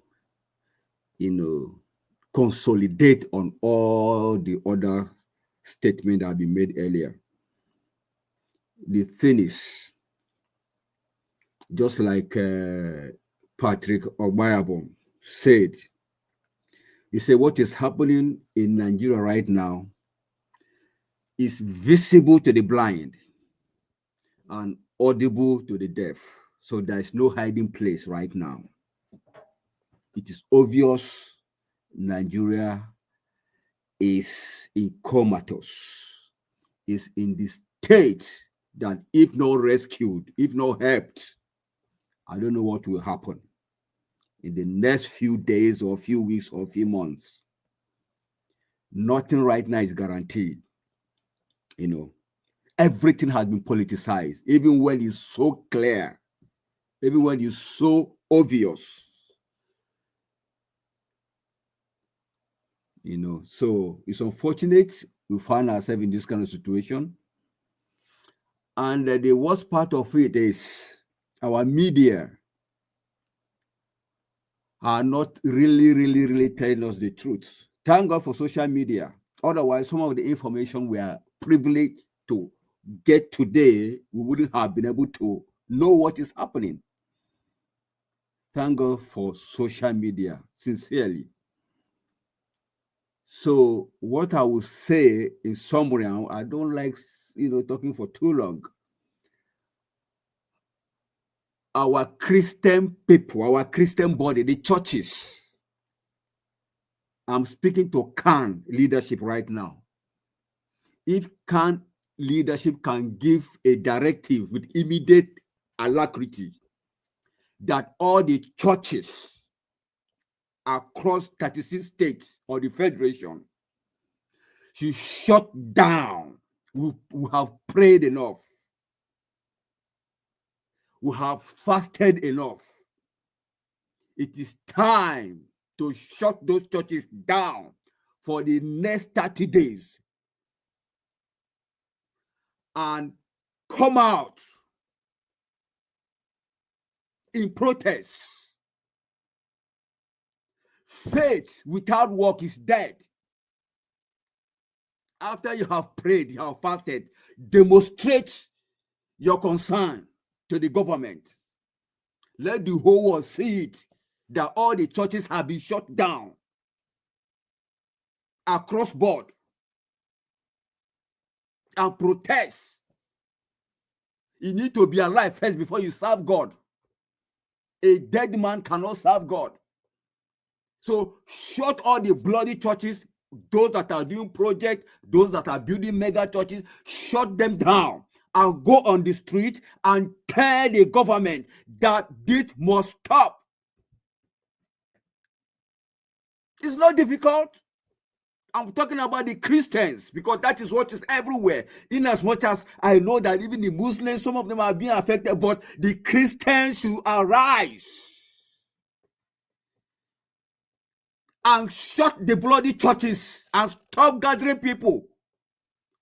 What happened in Owo yesterday is an eyesore that while you're serving your God, somebody is coming to buy you.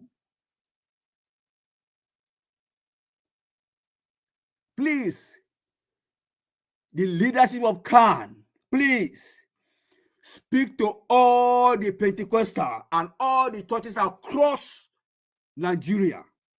Let the churches close down. No more prayer, no more fasting. The only thing that we know right now is to get on the street and speak to government.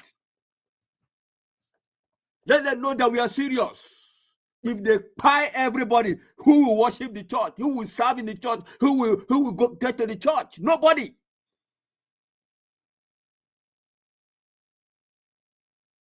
So that's my submission tonight. Thank you.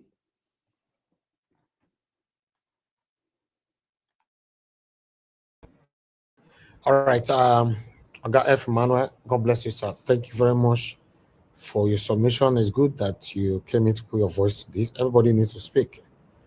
I appreciate you, sir. Okay, Abdul Malik, like you talk to us, and our Gym Nature, get ready. Mr. Dua, get ready. Abdul Malik, you have the floor, sir. Good evening to you. Yeah, good evening, Mr. Nigeria Watch.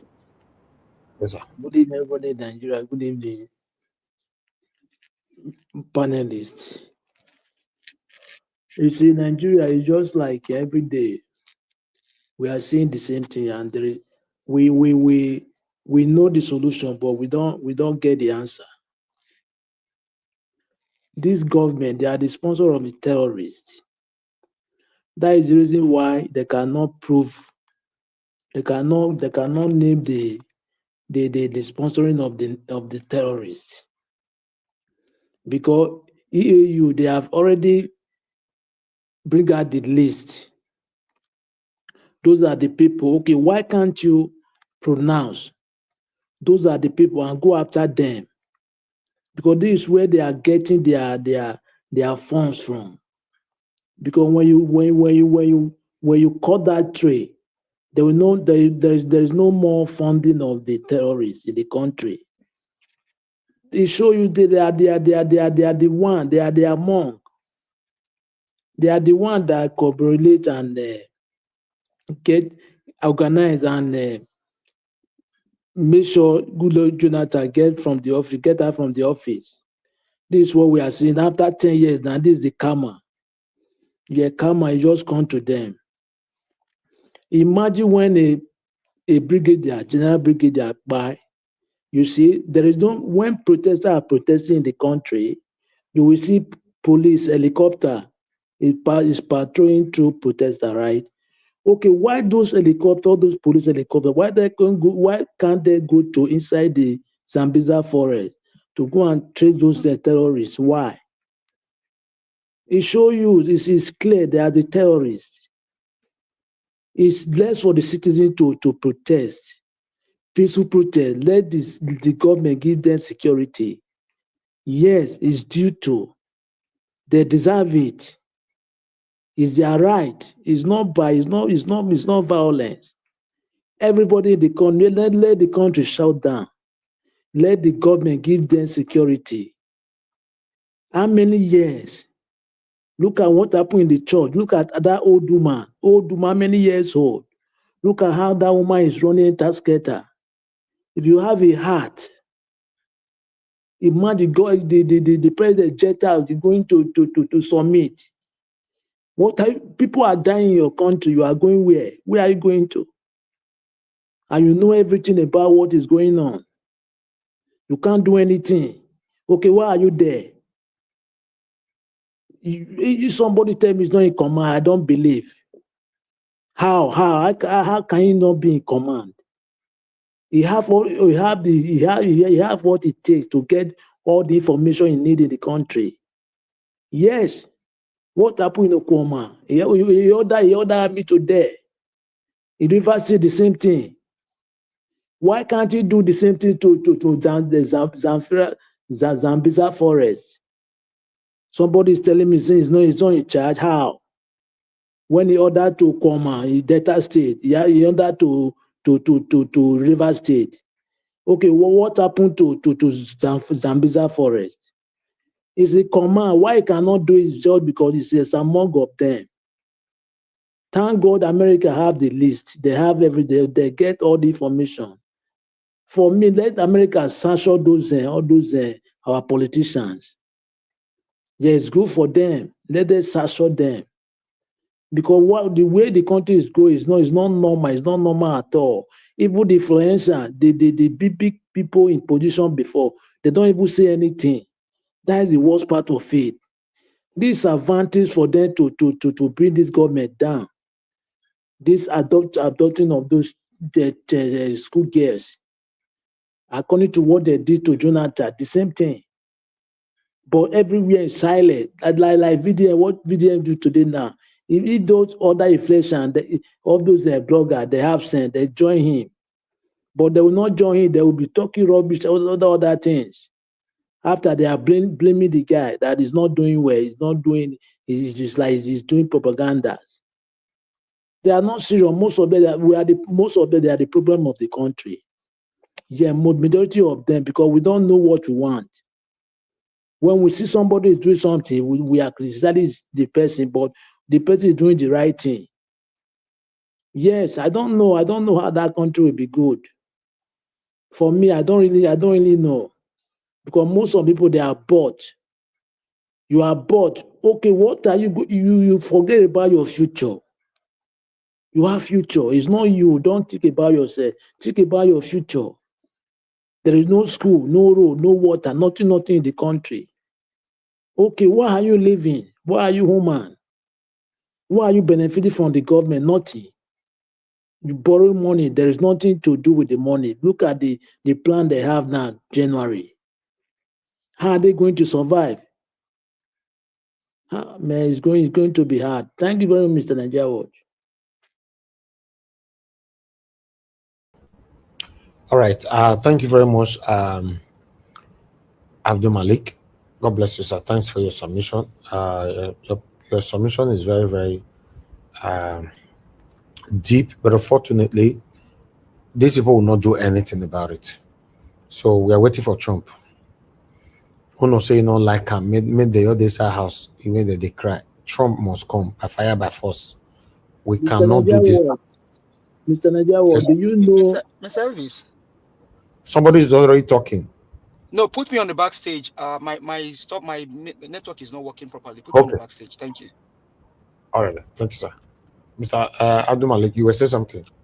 Yeah, I was saying something. Do you know, like 3 days back, it's like one of the king's son, he visited the Tinubu at the Aso Rock.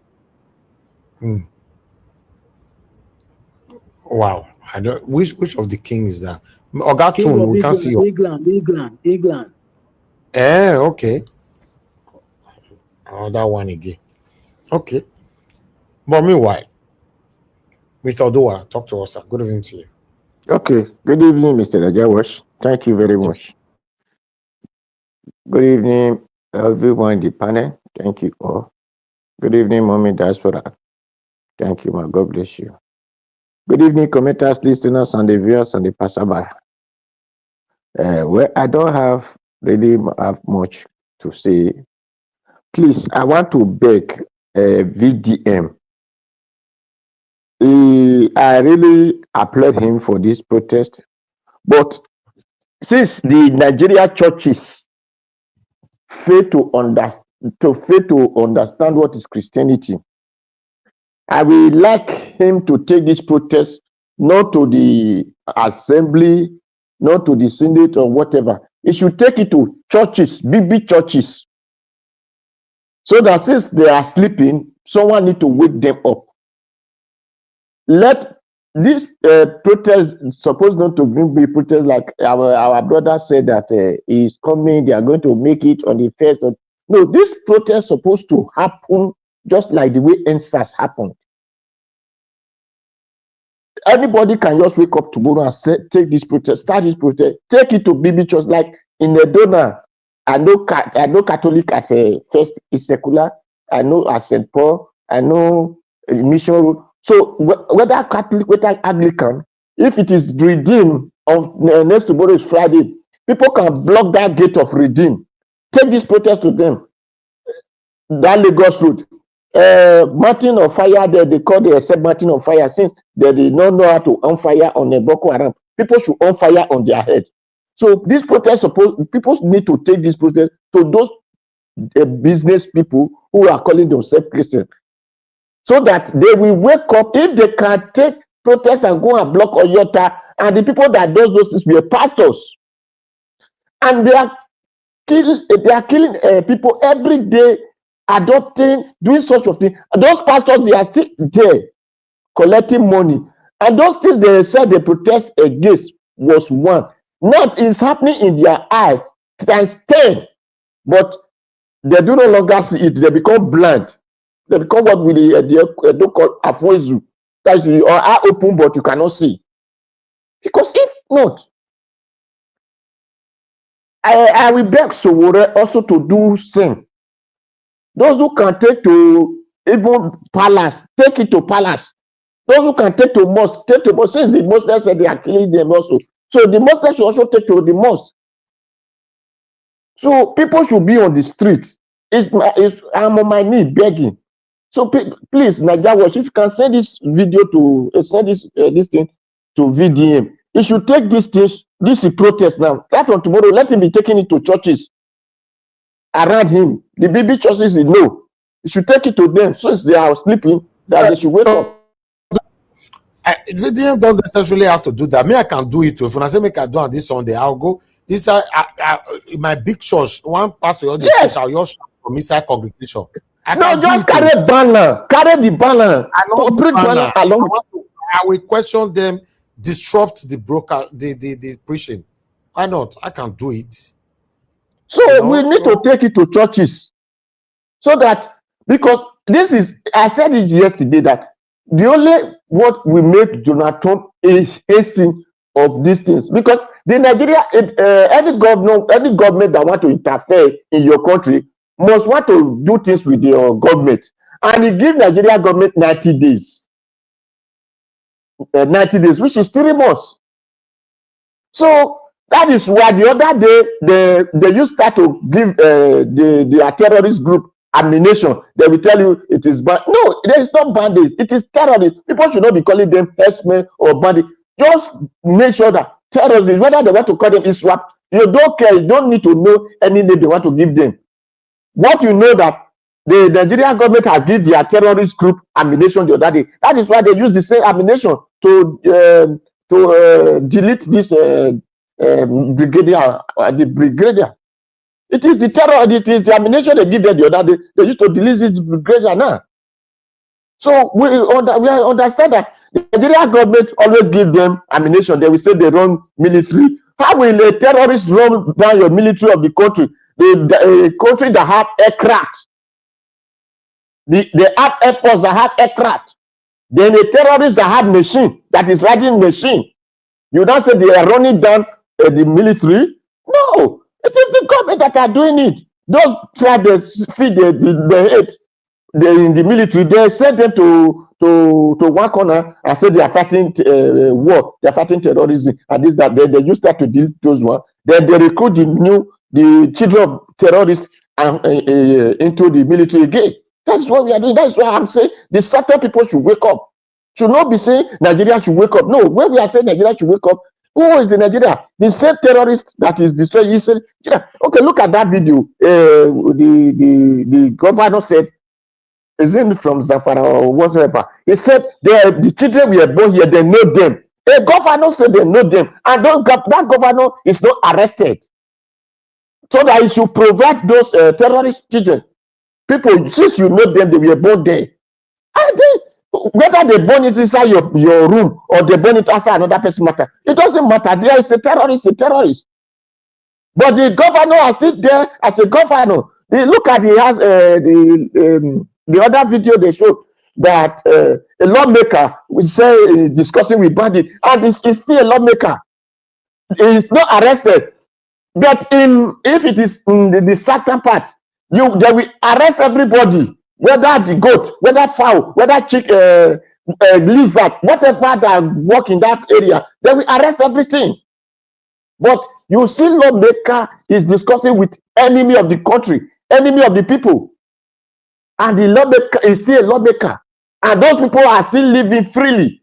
So automatically, the certain people, it is not time for we to take this protest to our people, for them to know that they are inside hot soup. It's just the mother is just waiting to eat the whatever he finds in the soup. So if we think Black Panther will say no, they are not coming, they cannot do it. They are doing it in Kogi now. Ododo, did you know how many people they have make emir in Kogi? They left Kogi. Okay, look, our brother said it's in Kwara. Before you know, it's in Edo. It's not even in Edo. It's in Edo already. And the moment it complete Edo, now we enter data. So our people, instead of our people to be seeing those things, they will be seeing Ichoma, Davido, with the Duwoko, this and that. Let us face reality. No, our people don't see it. They never take. I beg you, because they have their ATM that is in abroad, that they want to be deleting money from. So the Christians, please, Nigeria was, as you said, thank you. We will expect you to do that. Thank you very much.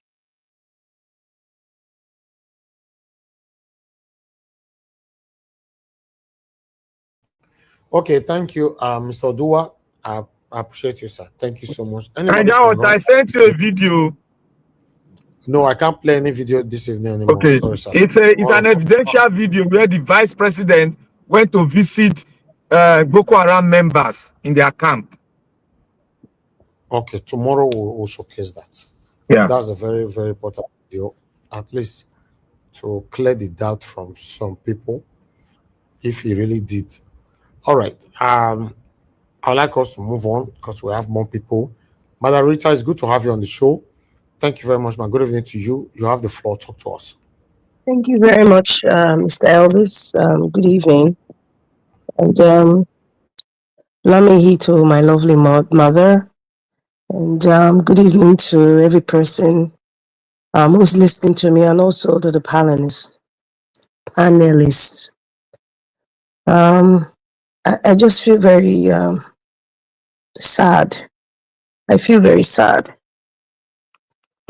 And this kind of travesty about the legitimacy of if Christians or Muslims or churches are being attacked is even more of an open wound, and it's like you lacerating that wound and pouring salt and acid at the same time.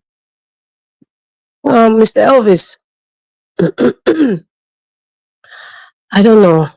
Ever since I watched what happened in Kwara State, I can tell you that it's actually affecting my mental health, especially when I saw that aged Iye. She couldn't even run like the rest of the people.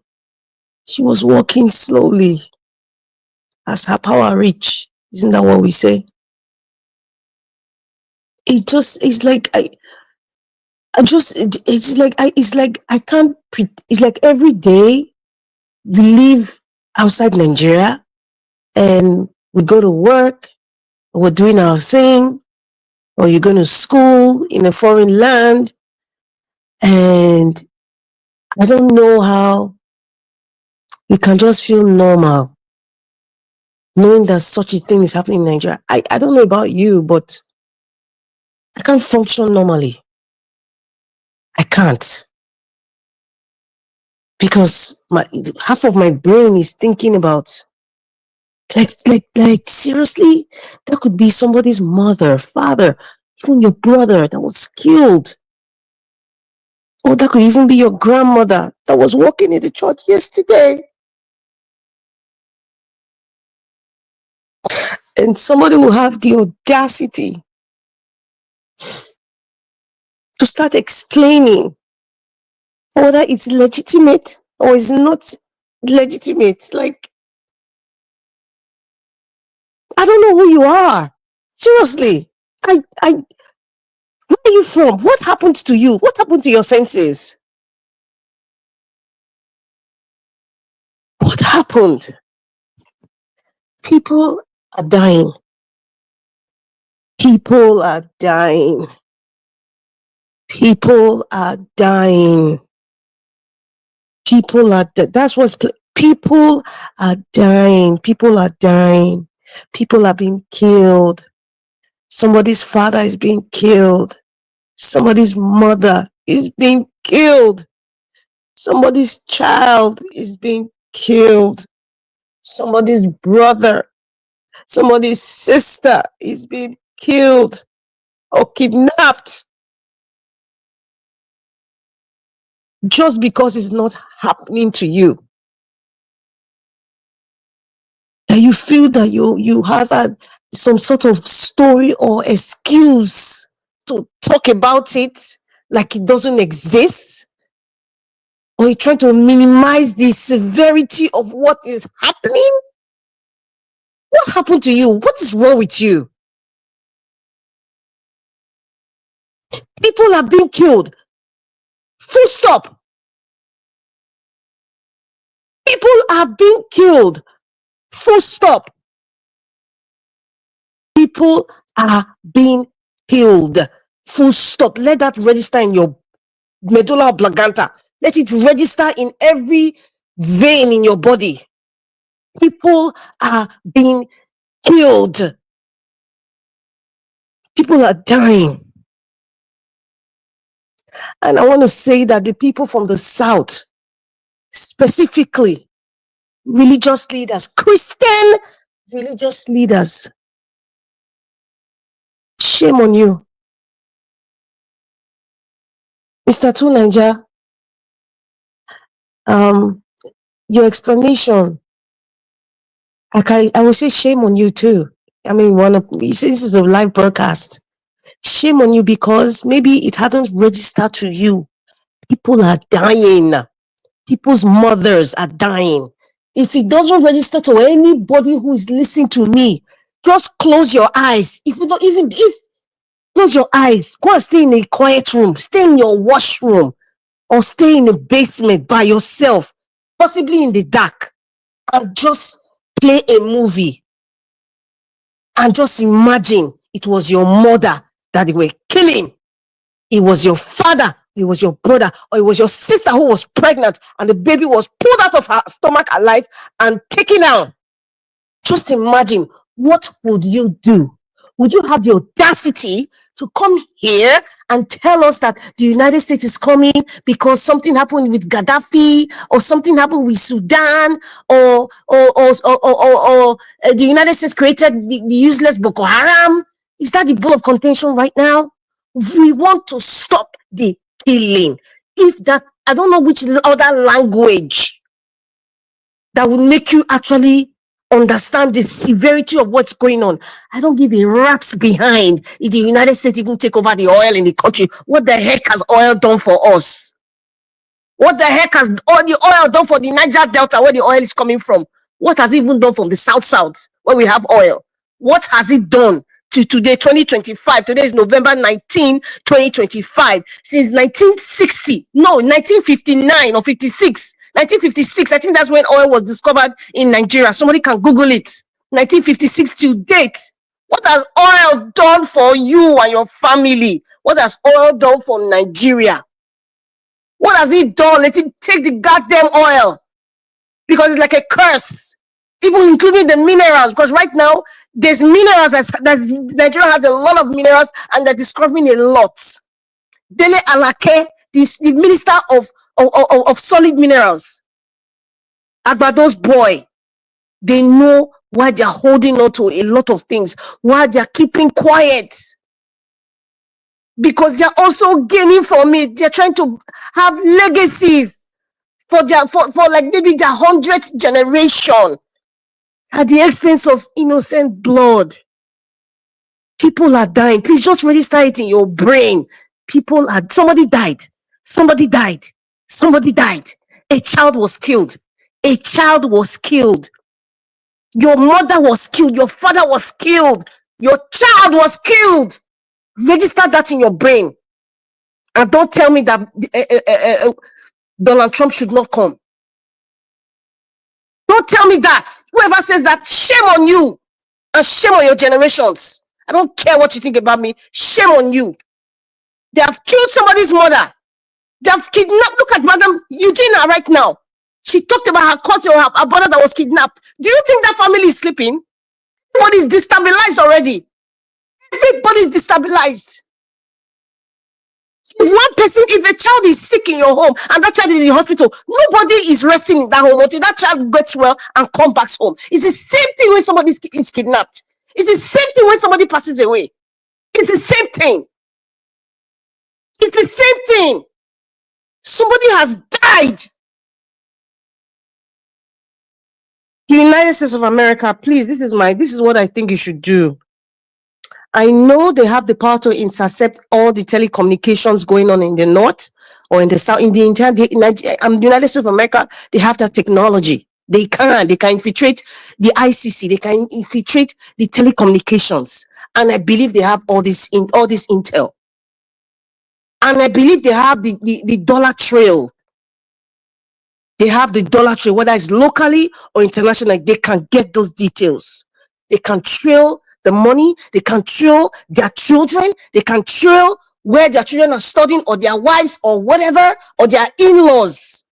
They can trail where the money is moving. They can trail where they are. Whether they want to use Interpol, I really don't care. Perhaps gather all, if maybe the United States is being quiet, maybe they're doing things that you and I don't know. But I'm just saying, trail all those things. Intercept every property, including their proxies abroad. You can trail it. The United States can do it. Even if you put a different person's name that owns one property, the United States can trail it. Trust me, they can. When they trail it to these people who are part of this terrorism in Nigeria, the United States, this is my advice. Do all your work. Trail all those things. Block every pathway for the perpetrators and also the supporters club.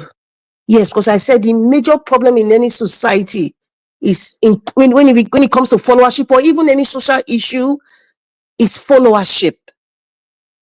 We have some disgruntled miscreants, some good-for-nothing children of perdition supporting satanic and evil politicians. May God not forgive you. I repeat, may God not just you and to your 10th generation. You cannot, ignorance is not an excuse. The evidences are, we are in a social media age where people are saying things live. It's not like we're depending on newspaper. You're in the social media age, so you cannot be ignorant. So that's why I say to your 10th generation, God would not, I see, that is my prayer. God should not forgive you. To your 10th, not just you, your innocent generations that are coming. They don't know what you did. They don't know what you supported. They will suffer for it. Mr. Alvis, please, I beg, this your bell. I'm sorry, I just have to make, there are several points I need to make here. Well, let me No, just you say, don't. because of the respect for the Your room, minutes is already exhausted. is already exhausted. Okay, maybe Yes. I'll come back. It's even good because I need to drink some because I'm really emotional right now. It's just so Yes. sad. Thank you very much. Thank you very much, Mother Rita. I can feel it.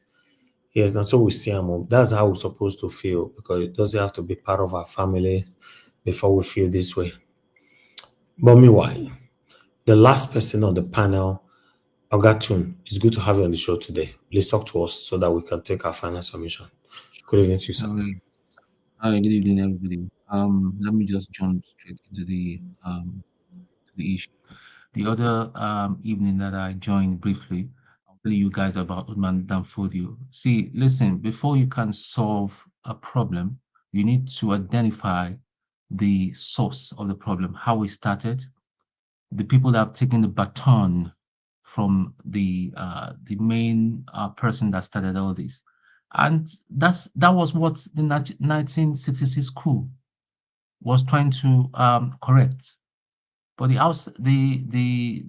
less educated Northerners back then that their brain was not very developed, or they weren't very informed and all that, they were told that it was an attack on their culture. It was an attack on their survival as Northerners in Nigeria, and that was why it never worked. Today they are trying to rewrite a history that it was an Igbo coup. It wasn't an Igbo coup. I will still say it. It wasn't an Igbo coup.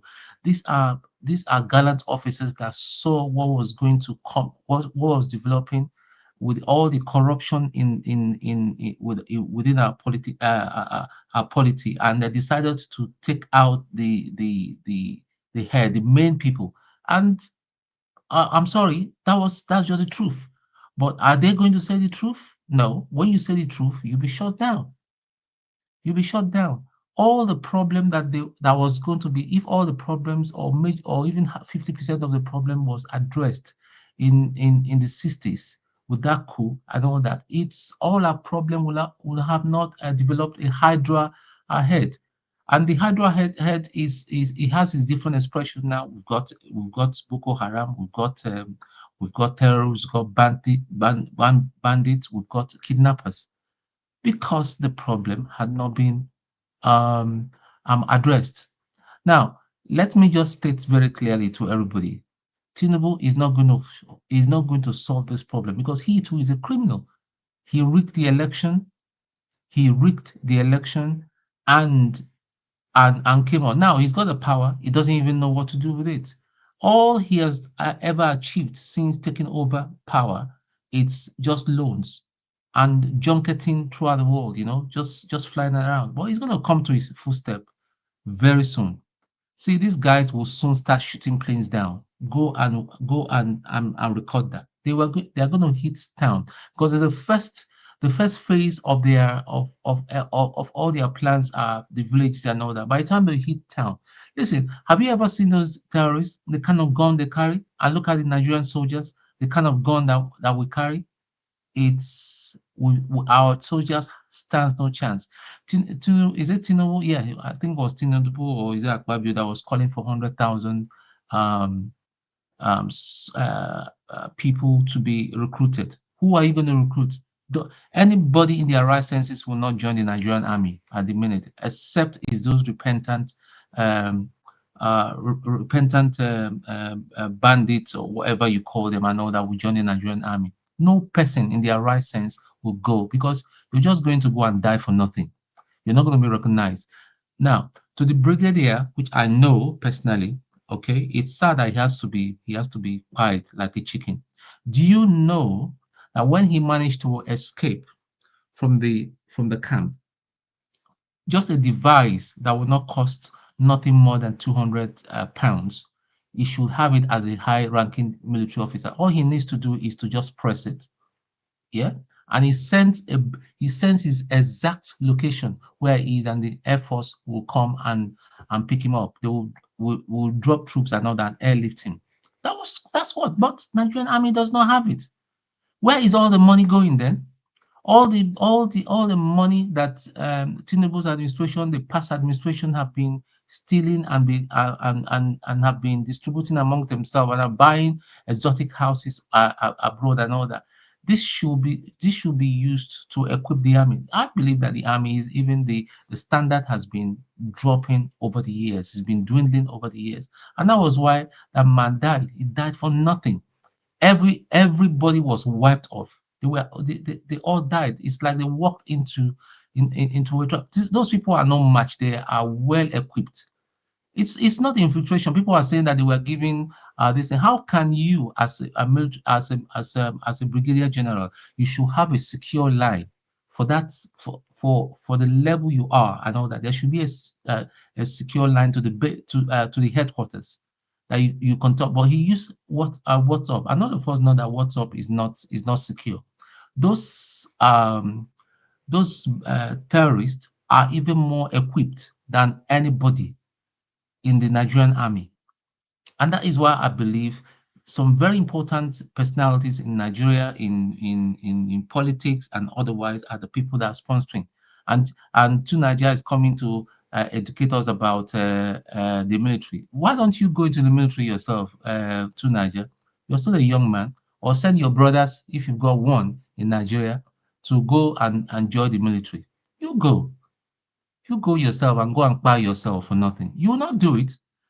After all, nobody knows you. Nobody knows where you are, where you're from. Like you decide to keep where you're from in Nigeria. Nobody knows you. Nobody knows your ancestry. You're so ashamed of where you are from in Nigeria. The other panel where you are a demigod and all that. All of you, you tell lies, and when you want to speak the truth, you'll be banned. That is a problem of Nigeria. This is a problem. The enablers, like Madam Rita just said some few minutes ago, the enablers, I hate them with a passion. The very, very, very enablers of all these things. We talk about this and that. The former governor, the former governor of the state that is now the defense minister and all that. How about Tinubu that is there? People should be asking. He's an executive president. He can order troops and order. I mean, go ask for help from America or any nation that wants to help us. There's China there. They will sell us planes. They will sell us fighter planes. Even Russia. He's not interested in that. If it happens today, I know that he will jump on the plane and his wife and his children, they will leave the country. They will leave the country.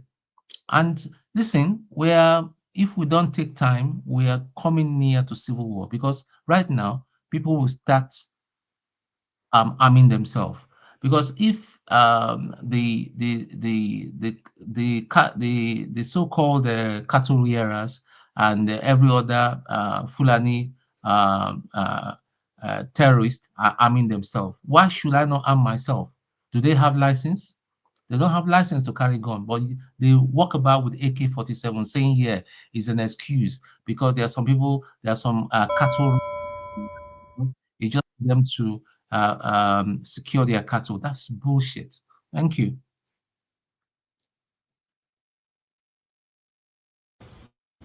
All right. Thank you very much, Ogatun. It's good to have you on the show. Okay, I want to thank every one of you for your time with us, and God bless you. Now we're already 4 hours here. We're going to have our final submission now. At least everybody have poured out their concern, over what is affecting us now. But before that, I'd like to quickly appreciate those of you who supported us on the panel. Mr. Joseph Oji, thank you very much, sir. Thank you, EJ Dima, Peggy Mondi, and Kisle Geraki. I'm very, very grateful. Okay, let's go all the way from the beginning again, which is, okay, I'm not even sure. Okay, it was Black Panther. Black Panther, you were the first, right? Yeah, you were the first. Talk to us. 2 minutes. Thank you very much. I'll use this my Thank 2 you, my brother. minutes to thank everyone. Ogaton, may God bless you, sir. Thank you for standing your ground, because standing on your ground, that is what will make the thing strong, and the people will be free when they get informations. Thank you very much. I want to thank Madam Rita. Thank everyone that has spoken. We need to start speaking, because we have problem with the intellectuals in Nigeria. We have issues with the pastor religious bodies in Nigeria. Thank God we have all been exonerated, that the genocide wasn't fake. But should we go through this riot to see and watch an example how our people be maimed down, our own fellow citizen? It is disgusting when I see a top general who was trained with the taxpayers' money to the highest level in military cadre, and now executed in front of the whole world. And somebody here is saying you should go and recruit, when we have technology that can take these people within 40-30 days, they are taken down. Now, I sent you some satellite image of what is happening in Kogi State. There's a satellite image. I send it down to you. Go through your list, you will see it there. You will be shocked that Nigeria have an airplanes, air bus land, but Nigerian government does not know. But somebody went on a Google search map and he got it exact spot. The exact spot. We had airfield that a Boeing aircraft can land. It's right there in Nigeria. I want to thank everyone. Let us continue this what we are saying. Let us not be shaken from the truth. It is painful, but we have all to go through the pain. But we know at the end of the tunnel, we'll come out victorious, because these people, they will never be victorious. And they have never been, they will never be. Thank you.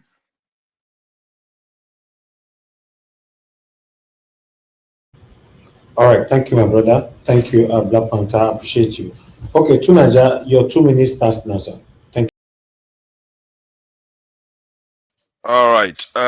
Thank you for that. I hope everybody remembers that for years I've been complaining about this insecurity in Nigeria, and I've been advocating that they should recruit into our security forces, even well before the presidential candidates. Every single one of them, 3 major ones, claimed they were going to do that. When they get into office, they're going to recruit heavily. That's something even Nigerians don't even know how to demand, which is weird. Why is it that all the presidential candidates knew that is at the core of our problem? Don't you even, what is the coincidence that is the case? Don't you ask yourself that? And why is it that whenever they get into office, they refuse to do that? Everything Tinubu promised he has done, other than that one. Why? You don't ask yourself. And this, if there's any opportunity, there's any silver lining with what Trump has done now, is that he has flagged up an opportunity for Nigerians to, for once, be able to force the government to do what is right. And also, he also gives the Nigerian government cover, because the people that are making us not recruit into our security forces are the same people. Make no mistake. They are telling us what they are doing. They are telling us that they funded Boko Haram. They are telling us they invited a Qaeda leader, that they put $10 million bounty on his head. He was in the White House with Trump barely 2 weeks ago. You guys don't know the world you are in. If you don't know it, be careful what you wish for your people. I don't understand people. They don't understand anything. They just talk. They don't know the consequence of what they are asking for. Are you the defense minister of America? Do you know what their plans are? Are you there when they are drawing their plans? How many countries have they gone to and the country ended up better today?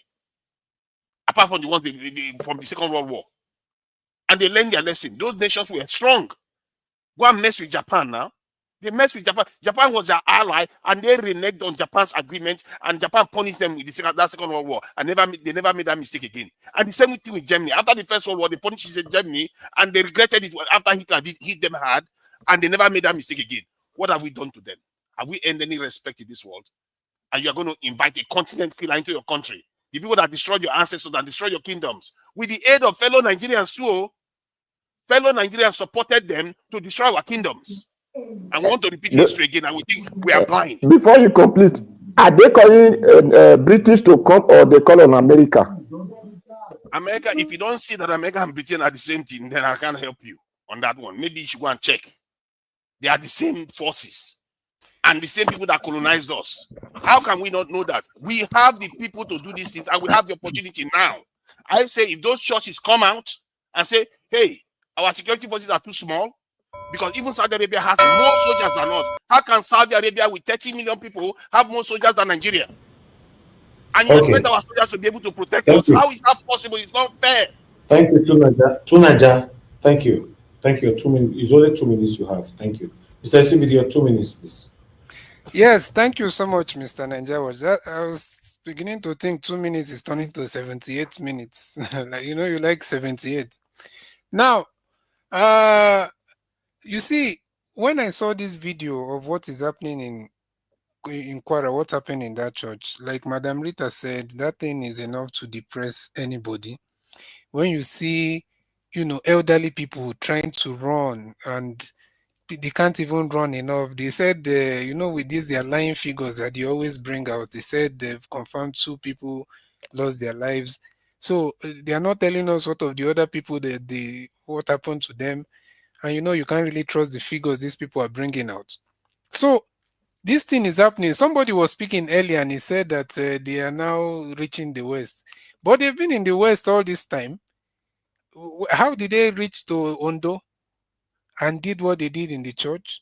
How did they, have we forgot what they've been doing in Ogun State for a long time? The thing is that the problem is the corrupt media. The contract that these people signed is propaganda against Igbo people. So anything that is not propaganda against Igbo or IPOB or Biafra or anything that is not that, is not part of their trending stories. So they will be keeping quiet their prime stations, Yoruba journalist stations. Not all Yoruba journalists are, after all, Rufa is one of the Yoruba journalists, but we know that a large portion of them, like channels, they can't tell you all this. What we hear is Chenwo Okimbalo is saying, yeah, Honorable Minister, well, what are you saying? They will be speaking grammar. They cannot talk on the real things happening to their people because it's not part of the propaganda that they are supposed to be pushing. What they are busy doing is looking for how to create ethnic tension in Lagos, in other places, looking for Igbo owner businesses to take and destroying property. That's all. They can't they can't shine the light on the evil that has been happening to their people by these terrorists in Ogun State, in Ondo State, in Kwara now. They are just there pushing propaganda. It's quite unfortunate. Look at what is happening. It is not trending because it is not IPOB and Igbo targeted propaganda, which is the only thing they know how to do. Mr. CBD, It's a thank shame. you. It's a shame. All right, thank you very much, sir. I appreciate you. Mr. Jonathan, please, if you are there, 2 minutes, sir. Okay, Mr. Elvis, thank you very much. Let me quickly say this on two points. On the area of Mr. Tinubu being in charge or being the commander-in-chief, and then on the area of Mr. Tunaja saying that it is recruitment that will solve insecurity problem in Nigeria. You see, anytime I hear this counter narrative that Tinubu is in charge, you are only buttressing the fact that he is not in charge. Every of your points, which supposed to argue in your favor that he is in charge, you are only buttressing it further that he is not in charge. You are matching it with Ukoma, with River State. It fits their narrative. It fits Mr. Tinubu's plan. So they will fight for all of that. I don't know how else to put it, or any other way I can put it. Mr. Tinubu is not in charge. He is not the commander-in-chief. With respect to the issue of Nigeria recruiting additional police force, again, we've heard all this boogaboo, these false equivalencies. Today, I heard another one, Saudi Arabia military. Saudi Arabia, if they want to get 10,000 F-16 today, so be it for Saudi Arabia. They need it. Saudi Arabia is being attacked by ballistic missiles and rockets repeatedly for decades as we speak. So if Saudi Arabia wants to go for 10,000 F-16, so be it. They need it. Externally, so we are not being attacked then. He's being attacked repeatedly. We are not being attacked. So we are not being attacked. A general, a brigadier, and people are being slaughtered in churches. We are not being attacked. I did not interrupt you. When you are confronted with facts, you start challenging. You start interrupting. We have been attacked for years. What are you talking about? Conversation. Who is attacking you, Mr. Tunde? Oh my God! Are you seriously asking me that question? I bet if I distract, it's not your turn. We have been attacked all the time. You just talk that they just showed up. Not your turn. In fact, be on the backstage, you are disrupting the media. Mr. Jonathan, you have 10 seconds to round up. Mr. Elvis, when he spoke, I listened to him deliberately. All the false equivalence. No, just go straight to the point, please. But now that he's being confronted with facts check me. Saudi Arabia is being attacked repeatedly, consistently by ballistic missiles, drones. Okay. On their desert. Thank you, Mr. Jonathan. Mr. Jonathan. Besides, thank you. Yes. Let me quickly say this. Right. Besides, your minutes is over, Mr. Jonathan. That's why you see other people don't respect the minutes. Okay, just anyway, that's okay. That's fine. We leave it there. I appreciate it. Thanks. Thank you, Mr. Jonathan. Thank you, sir. All right, Mr. Mecca, if you are there, your 2 minutes, sir. Yes, let me pick up from where I stopped, because this I like to pass important information to the viewers, especially those who are at home and might not be in front of their system. Okay, let me proceed. May 14th, 2014. US will not share military intelligence with Nigeria. Sensitive data will not be shared with Nigerian officials amid concerns that their ranks have been infiltrated by Boko Haram. Yes. October 29th, 2025. How repentant Boko Haram members leak Nigerian army movement armory to terrorists. Soldiers revealed. Borno governor accuses army of sabotage in Boko Haram war.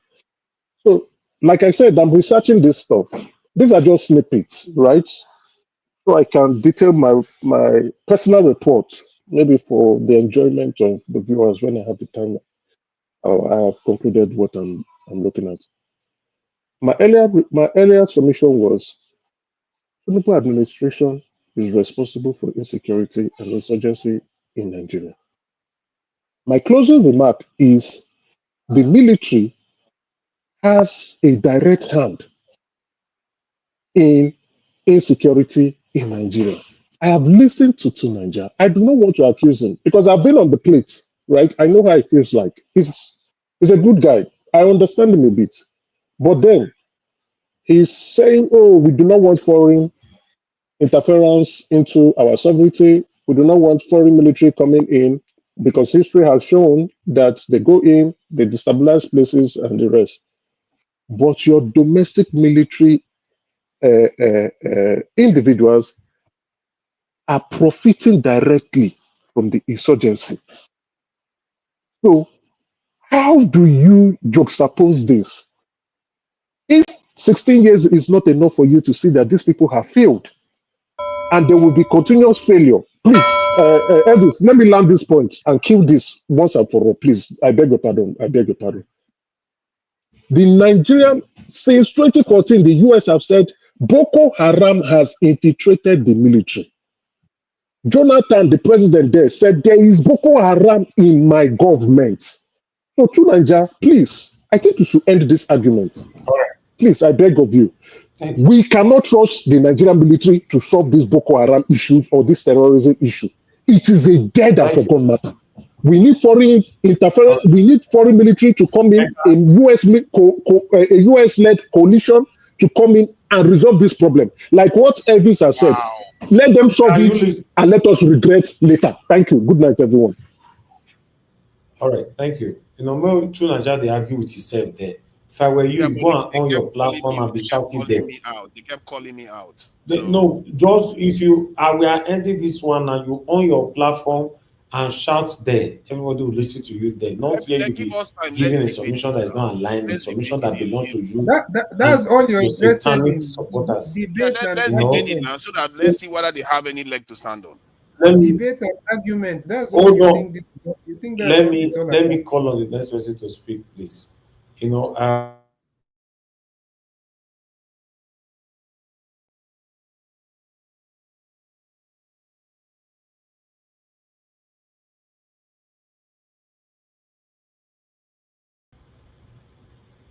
okay, it's not available. Oga Efeman, are you there? Okay, you're not there. So do your 2 minutes. Okay. You're not there. Okay. Okay, go ahead. Thank you. 2 minutes. Can you hear me? Can you hear me? Because I don't know if it is my network or your network. Go ahead. Can anyone hear me? Yes, we can hear you, Mr. Oduwa. Okay. Thank you. Well, to Nigeria, I want you to know that recruit you are talking about. Nigeria are not the one to recruit themselves. Nigeria are not the one to select themselves. It is this your Boko Haram soldiers are the one to recruit people, because are the one to select. Because so I don't know the one, and you said a commander or military whatever call has been killed by Boko Haram, and this is a place when a country that if anything from the south happen to soldier, the entire soldier will ransack that community, that local government, that zone.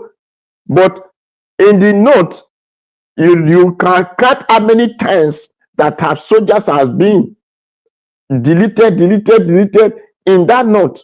But the same Nigerian soldier who will ransack the entire community or local government in the south have never go to one village and ransack it because they have been killing soldiers in the south, in the north. So, and you are telling us to recruit, and they will just recruit. But I don't know if Nigeria themselves are the one to recruit themselves, or the same government that is killing them that want to recruit them, because it is the same Nigeria. Because to what I understand, even if it is the police or the soldier, it is the top one that will do the selection before they admit you. So the one you are talking about, that they are the one who take our ancestors and our ancestors, nobody call on British. And you will know that America fight for their life to be a better place than they are now from the hands of British.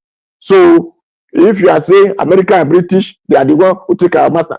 America did not take any of our this thing. America were the one that stopped slave trade, not the British.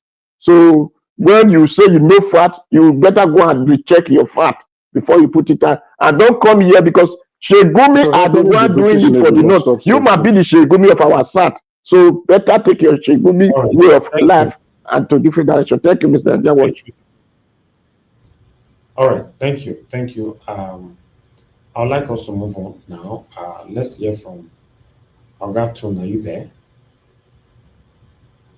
You're not Yes, there. I'm Okay, here. that's fine.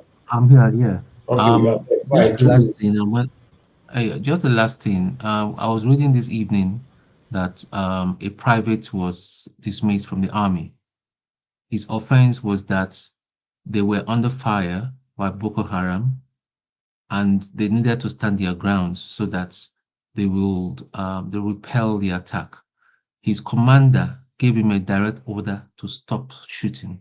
He ignored the commander because he wanted to protect himself and protect his colleagues, and that was why he was sacked. You guys think about that. You think very, very hard about that. Thank you. Since Tinubu is keeping quiet, he has never made any comments about what is happening. You think about that. Somebody said we should go and picket the churches.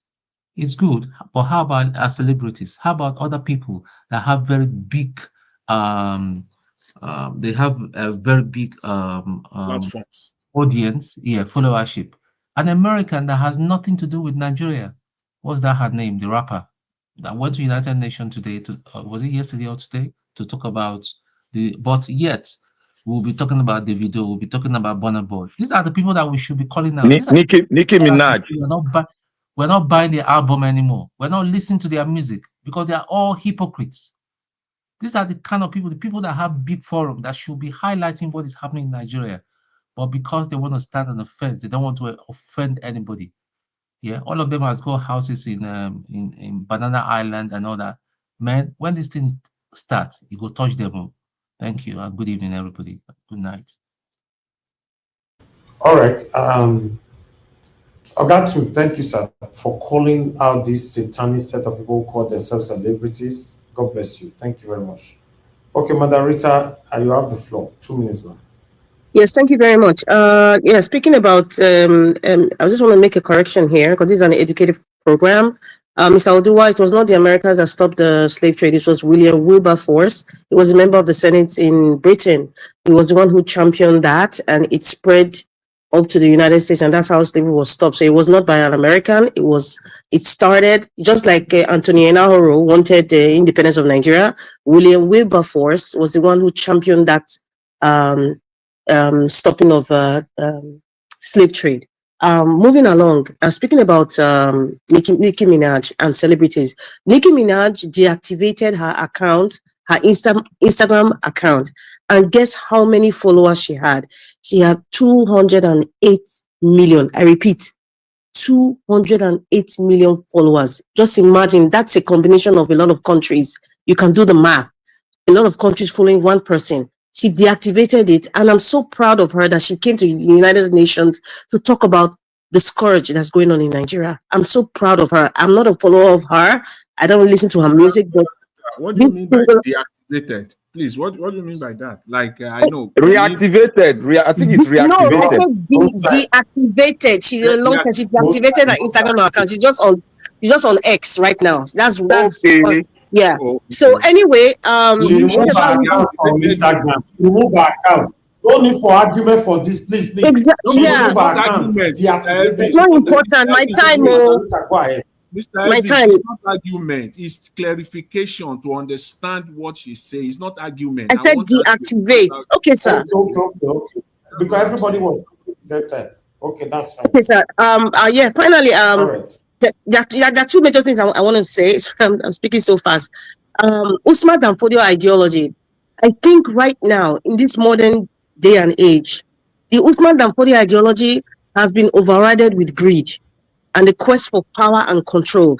It is intertwined in this quest. This Usman Danfodio ideology, it has been intertwined and is part of our political system. The man from Bodlo would not speak. Obviously, he's not in control. If you have a brigadier general being taken down, and this young man who has been dismissed from the army, and it's not in control. And the last part, sorry, Mr. Elvis, Pa Debanjo said something in January of 2023. He said, if Peter Obi is not being made president, Nigeria is gone. And he said he will, when he's in his grave, he's going to have peace and he's going to be happy. But if you don't vote Peter Obi, and really, let's be honest, Nigeria's gone. Nigeria as a nation, as a country that we know, is done. It's gone forever. Thank you. Donald Trump, we are waiting. Japan, anybody, please, we are waiting. Thank you. Thank you. All right, thank you, everyone. Black Panther, your 2 minutes, please. No, I don't speak. I don't speak. All right, I don't speak. Up now. Okay. Thank you so much. Okay, don't speak of it. Okay, good. Thank you. All right. Let me thank every one of you that came to the panel from beginning to the end. The panel is full, and people still on the backstage. It's crazy. All right. The fact is that I'm very happy that everybody came in to put their voices to this. You know, in Benin language, we normally they talk and say, when cry reach, I don't know how they talk about Benin, but I know what it mean. When cry reach foul hand, both the people will get time, all of them will fall down. Exactly. Yes.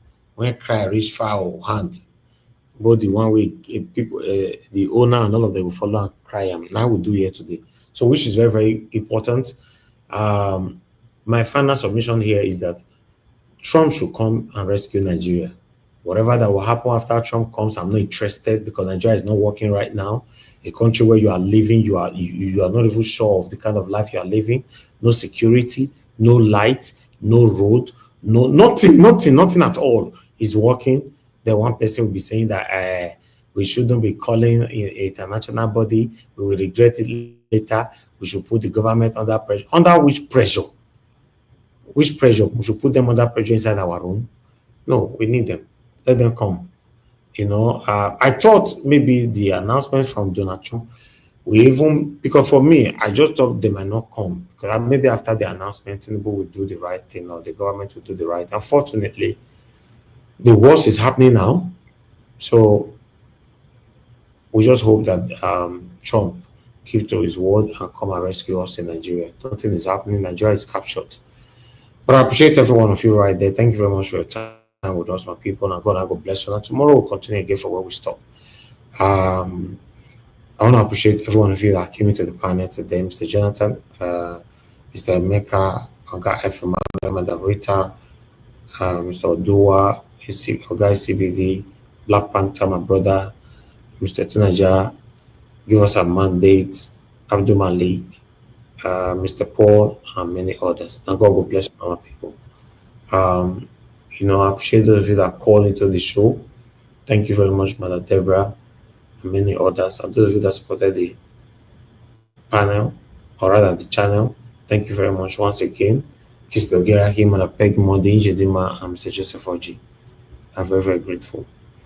Why my people in the comment section, Mother for Mom Diaspora, thank you very much, Mommy. I appreciate you.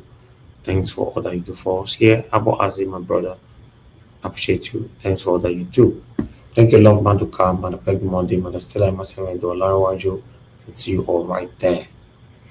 Yeah, thank you very much, Love Manduka, once again, to Nigeria, Ushena, Jaja. Thank you. Now, plenty for that. Ebuka John, Kerry Bay, Sendam, and many others. All right. Permit me to end the show right now, guys. I'll see you guys again later on. We've crossed 12 o'clock here now already from Lagos. I'll see you guys later on by 7 p.m. Nigerian time, by God's grace. If we can, we'll put out a pre-recorded video for you during the day. Guys, help us to press on the like before you leave, and help us to share this broadcast. And God bless all of you. Good night and bye. So many times that I'm thankful for the opportunity to perhaps explain it, so that the idiots who have continued to assume that I have broken my word would be clear. I said if he won the presidency, I'll leave Nigeria on exile. So let me clear that up. For him to have won, the people would have had to have voted for him. We didn't vote for him. He stole the presidency. Yakubu and INEC sold him the presidency.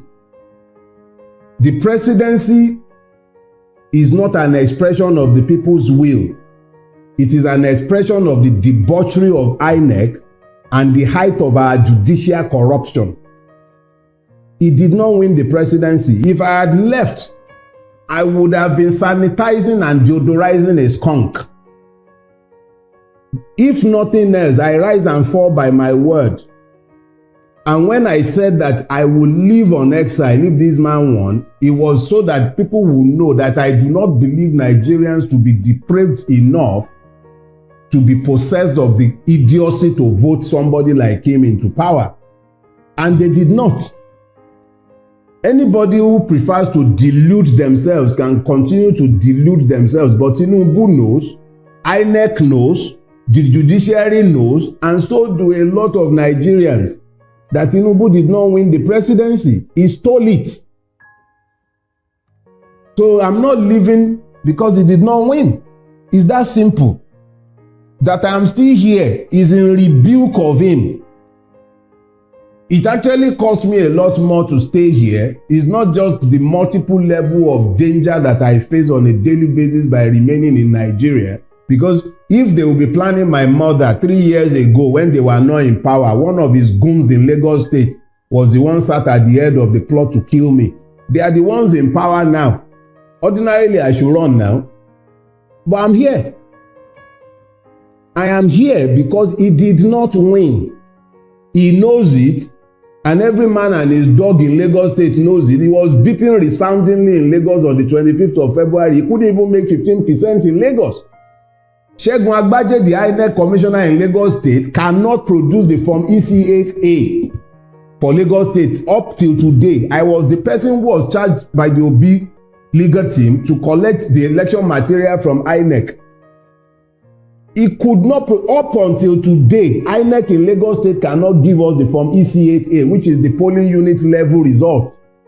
Because they know he lost. He lost woefully. He was thoroughly rejected across the length and breadth of the state that he has held hostage. For 24 years as at that time, he lost. So how much more the other parts of Nigeria? Let them continue fooling themselves. He has snatched it, grabbed it, but he can't run with it. And that's why we are all in the mess that we are in today. So yeah, if he had won, if Nigerians had been foolish enough to have voted for him, I would have left. It wouldn't be because of him.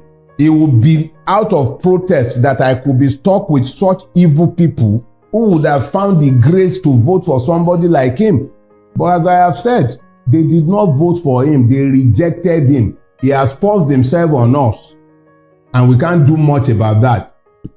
But I'm not going to legitimize his stealing by leaving. He didn't win.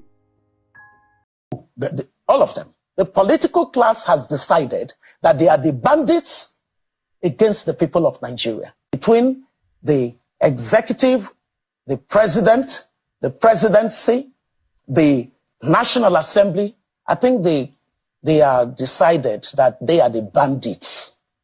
They are the bandits. All of them. The political class has decided that they are the bandits against the people of Nigeria.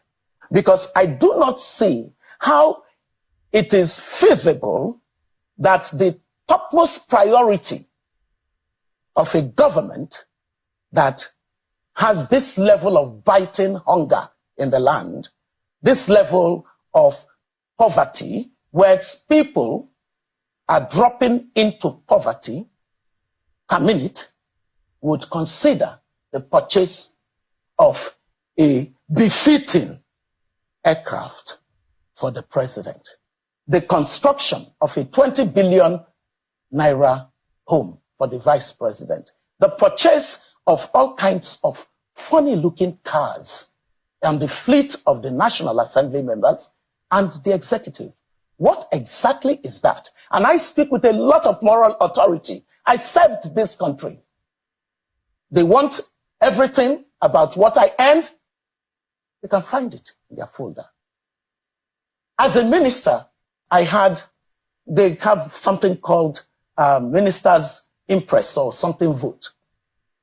My PAMSEC, Abokizawa, will tell you until tomorrow that I did not touch a dime. So when people say all these things, like, were you not in government? I was in a sane government. I wasn't in a government that watches women screaming, Ebin Kwawa, we're hungry. We haven't eaten. People used to do 0, something or 0, 1. Today, families write and say, our children haven't eaten in the last 3 days. because we just cannot afford the prices in the market. When inflation is at 40%, it erodes the poor. It literally, look, central banks exist to manage inflation. If you were president, wouldn't you get a befitting aircraft, or would you fly a commercial aircraft? If I were president and I see the people of my country in this state of affairs, and I would go out and buy an aircraft for myself, you got another thing coming, Shehu. When you are a leader, you are first in the line to inconvenience yourself. That's what leadership is about. So who told you that leadership is about luxury? Who told you? You see, this version of political leadership in our country, I think Nigerians need to wisen up. There is nothing about leadership that gives an advantage over the people. The leader is the one who takes the cost so that the people can get the benefit. That's what leadership is. This bunch of people in the National Assembly, in the executive, in government houses, in the states, these are not political leaders. Until we get to the place where we're saying to ourselves, the greatest risk and danger to the sustainability and viability of Nigeria is the political class of this country. These are rascals by every definition of the word. And I am not mincing words about it, because if you look at the choices that our political class are consistently making, you can see clearly that they don't care about the country. This country can go to ruin for as long as these people are able to feed the avarice, this appetite, unending appetite for just gnawing away at the public treasury. They are fine. But if citizens are fine with it, so be it. If we're not fine with it, there is a class war that they have launched against the people. And that war needs to be fought. It has been signed into law by the President, Commander-in-Chief, Federal Republic of Nigeria. I believe in this document. That is why I'm so lawful. That is why I'm so confident. And that is why, however extreme it is, I am saying it on national TV. I'm not taking any risks. Swearing in a ticket that has not met the constitutional requirements of the Constitution is ending democracy. And I'm repeating it. Whoever does not meet the constitutional requirement must never be sworn in. If you like, I can say it again. I'm Betty Baba Ahmed. I'm not taking risks with my safety and with my life. But I'm repeating, swear in anybody who does not meet the constitutional requirements of our country. You are engaging in an unconstitutional act. Mr. President, do not hold that inauguration. CJ and your lordship, do not partake in unconstitutionality. I am taking these risks for the sake of my country. Yes, it is extreme, and I'm saying it. It was more extreme for Yakubu to issue that certificate. It was reckless. He is putting all our lives in danger. All of us were already at risk. So what is there again in me taking risks again? What have they not done against Nigeria? What have they not abused in Nigeria? Now they'll take the constitution, they are going to swear this man in, and I should be afraid? I will not be. I'm telling you that on the 29th of May 2023, swear in Tinubu as this result is. You have ended democracy, whoever you are.